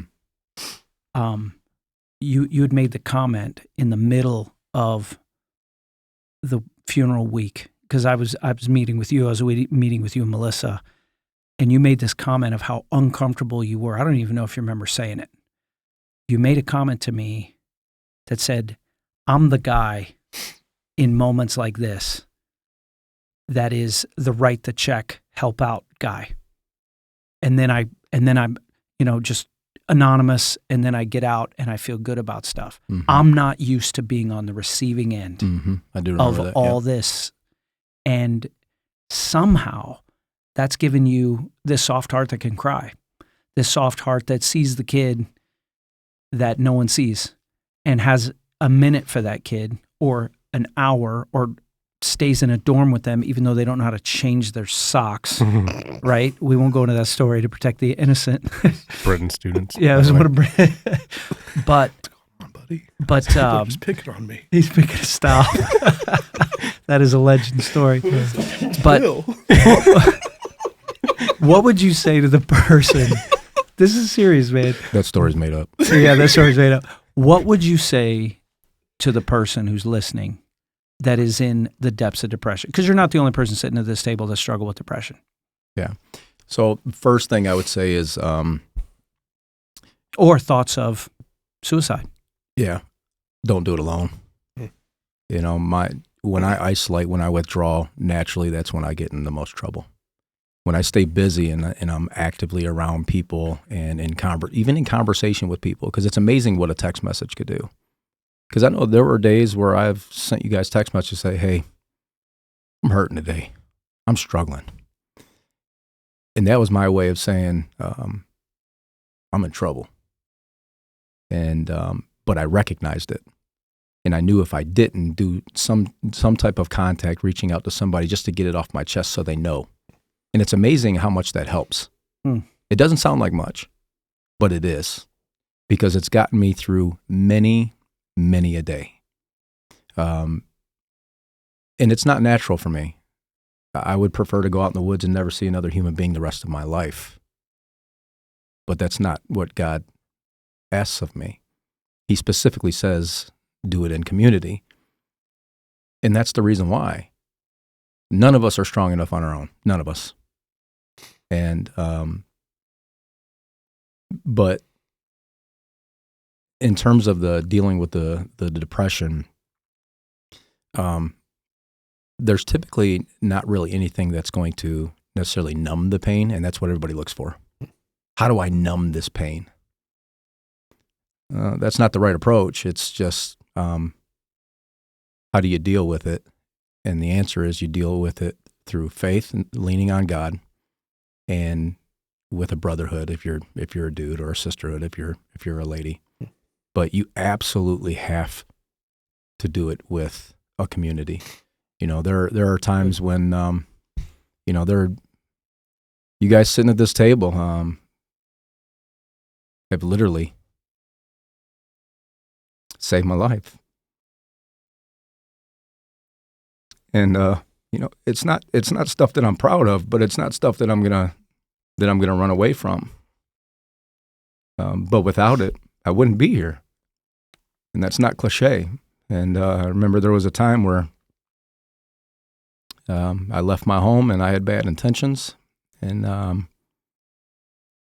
you guys sought me out and you found me. And I was at a hotel, and I'm in the room and I'm preparing. And the only reason why it took me that long is because the guilt that I had of the person that works at the hotel that was going to have to find me. Because I know those visuals and what they do to people. They haunt people for their life, for the rest of their life. So I was trying to figure out, how can I do this in a way that won't be traumatizing to the person that finds me? And in the midst of that, all of a sudden I get a knock at the door. And I walk over there, and it's you two. And when I opened the door, I immediately had two feelings. One is they're going to stop me. And second is, I'm glad they showed up. Because I don't really want to die. I just don't want to hurt. But because of the community, because of I had people who care about me and love me, and as soon as they found out, hey, something's going down and it's not right, let's go find him. And if I didn't have you guys in my life, that wouldn't have happened. And there have been far too many moments that I'm not proud of, where I was mere moments away, but God always finds a way to step in. He intercedes. And there was a time that I was driving home from work, because this isn't just me at this time. At this point, it's my wife and my daughter. We're all struggling. And there are many days I drive home, I pull up in my driveway, and I'm not even man enough to go walk through the door. I'll sit out there for an hour waiting to see movement in my home, because I was afraid of what I was going to walk into when I walked in the door. Because I knew the condition and the mental state of my wife and my daughter. And I'm driving home from work, and I call my wife. I said, "Hey, let's meet for dinner." And she says, "Oh, that's okay. You just stop and get yourself something. I'm not hungry." Okay. And I don't know. There's just something. Bill, call her back. Call her back. Call her back. I say, "Are you sure you don't want to go? Let's just go get some dinner. Let's just meet up and you can get out of the house and just grab a bite to eat." "No, it's okay. It's you can go." I call her back a third time. I said, "Honey, just meet me for dinner." Okay. That night, she reveals to me that she had her pistol in her hand. She was prepared to end her life right there. But something told me, that was a God moment. I'd never really done that. If I asked her to join for dinner, she didn't want to go, I'd stop and get something. But that day was different. I knew God was in. Bill, call her back. And it took the third call. And then she told me that night, you were going to come home and find me. But I didn't, because God interceded. And my wife's very, very open too, that it's still hard for her. And there are still days that she struggles. And the fact that me, my wife, and my daughter are all still here is absolute miracle. Absolute miracle. You know, I won't speak on behalf of my daughter. I'll honor her wishes. But it's been a fight for our family. Yeah. And the dynamic of relationships. And I understand now why the divorce rate of marriages is so high when losing a child.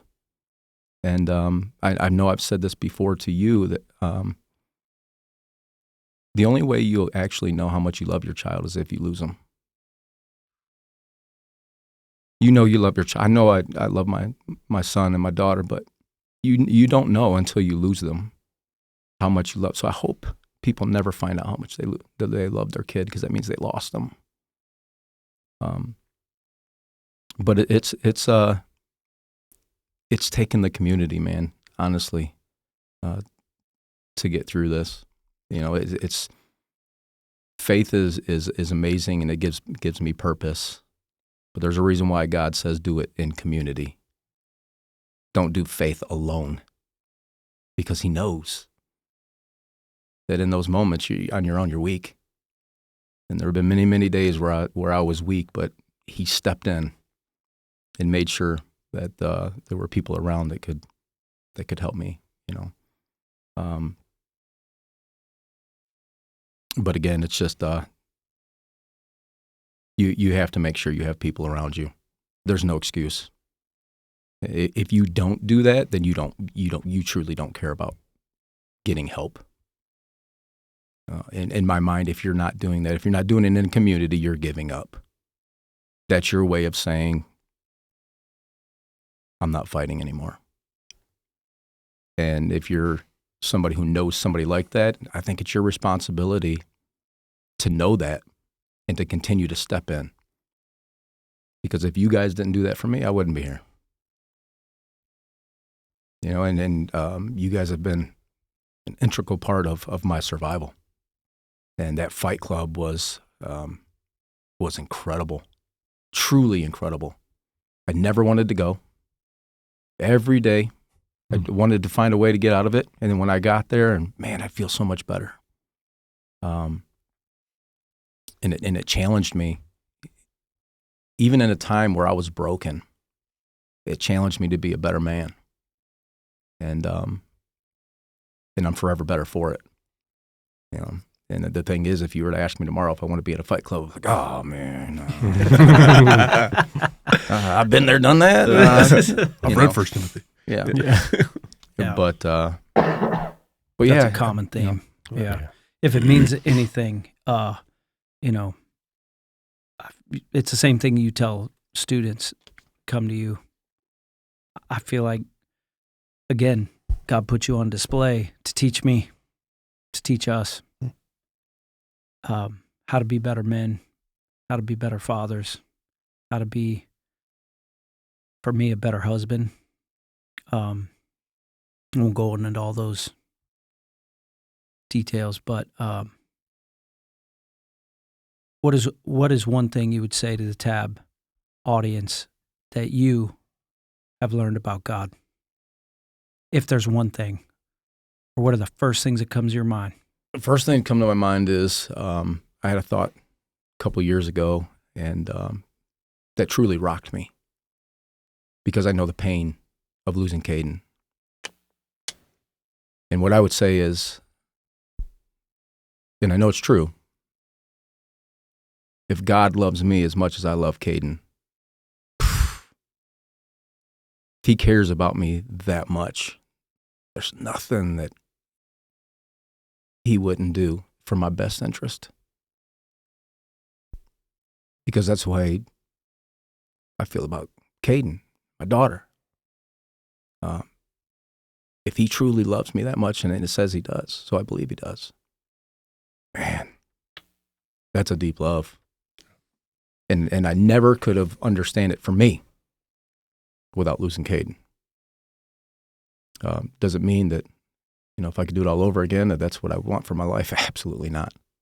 There's no amount of good that can happen out of this to where I could honestly say, oh, that was worth it. No, it's just, you can't speak those words. It's not going to be worth it till you see the Lord face to face. Right. But I know how much has happened because of this. And man, it's incredible. And it's all because of opportunities that he's presented. But if you don't say yes to him, then it never happens. I never wanted to do an interview on the news about suicide awareness right after losing my son. I didn't want to do that. I never wanted to speak at Foundry. I never wanted to speak at a funeral. I never wanted to do a commencement speech. I never wanted to do it. I never wanted to sit here on this podcast.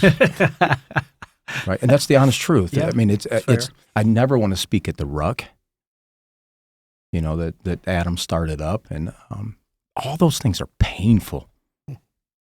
They're miserable. The Ruck, as much as I love, it's the worst day of the year for me every single year. Because it hurts. And I have to talk about it. And I have to cry about, every single time I speak, I cry. It's not comfortable. Even though I've done it a bunch of times now, it's not comfortable. But what if I don't do it? What opportunity am I missing out on? What difference in somebody's life did I just miss? That's a domino. Because whatever I have to offer in that moment, well, that's something that they'll have to offer later. And if we don't do that, then that never happens. The domino falls, and it ends. So, as hard as it is, Tab, don't think about it. Just say yes. Because I say yes, but then I think about it. But I already said yes.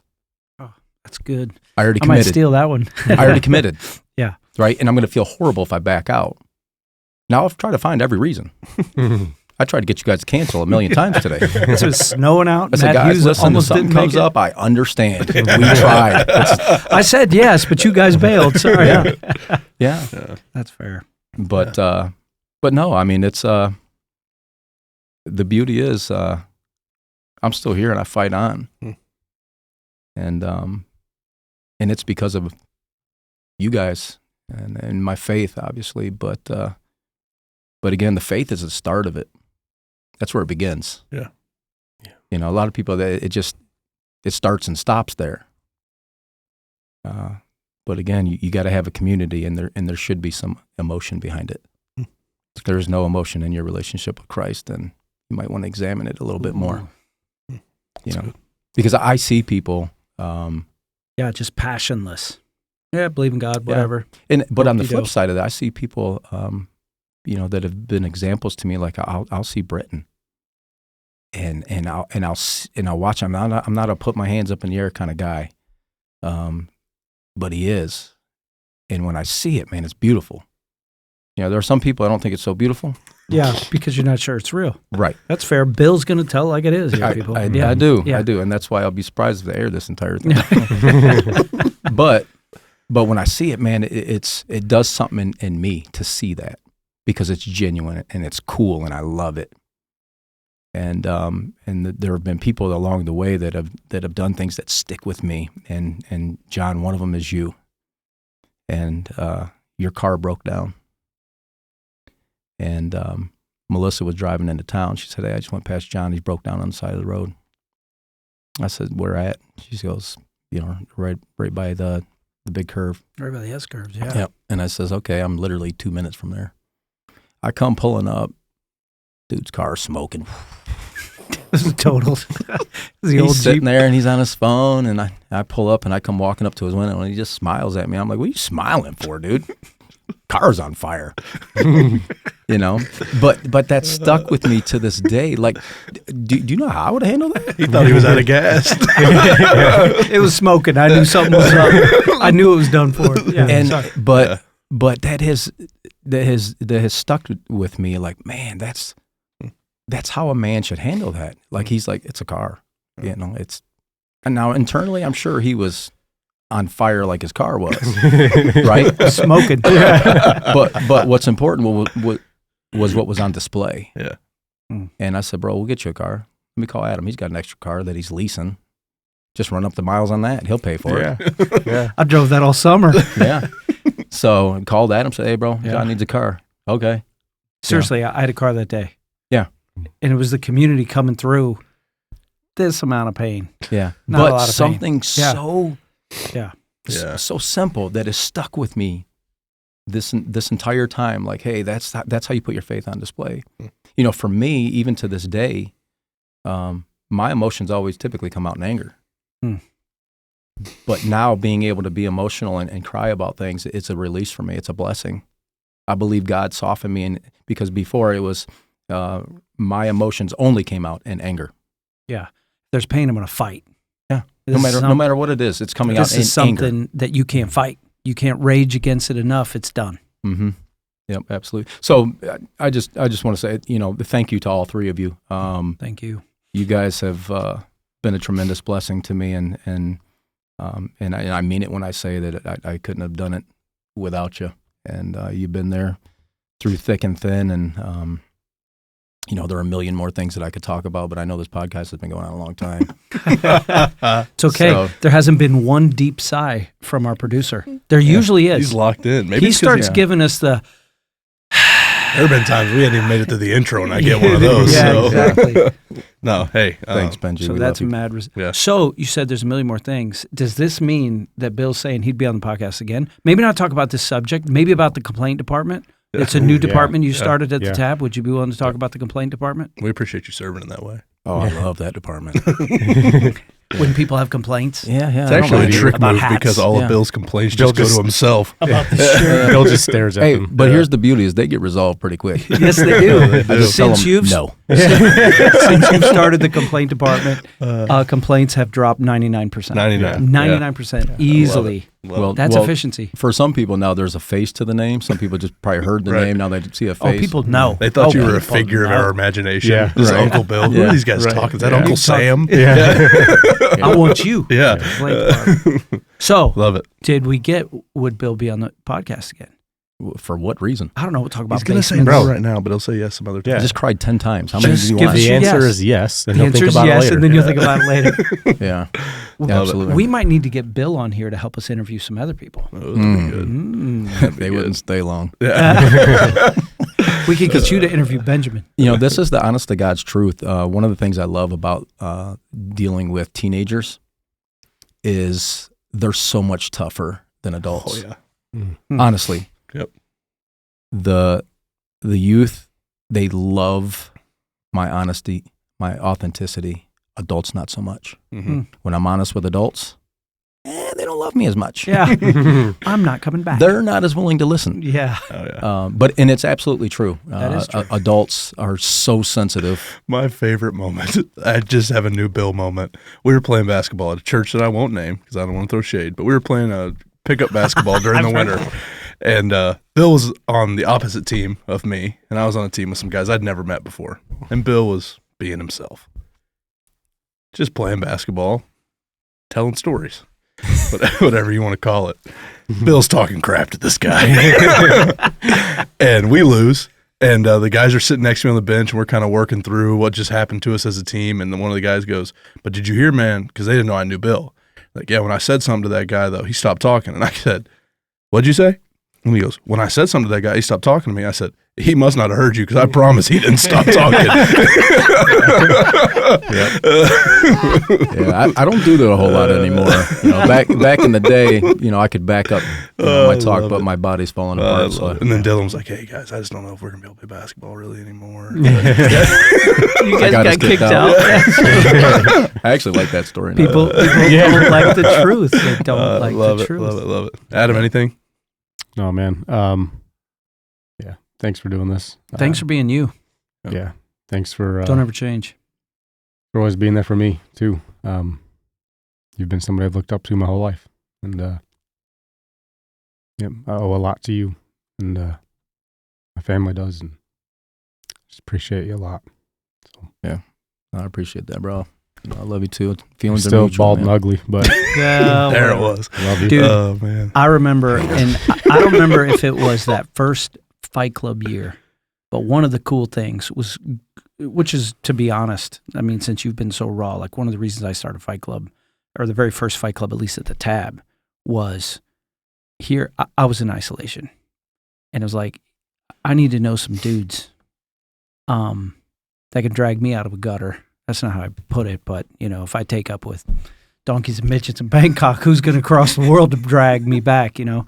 And so a lot of it's for me, but I do remember a moment saying to you guys, this is before I actually even, well, I'd met Britton. I'd already offended Britton from the stage, but we hadn't invited him to come out and be a part of it.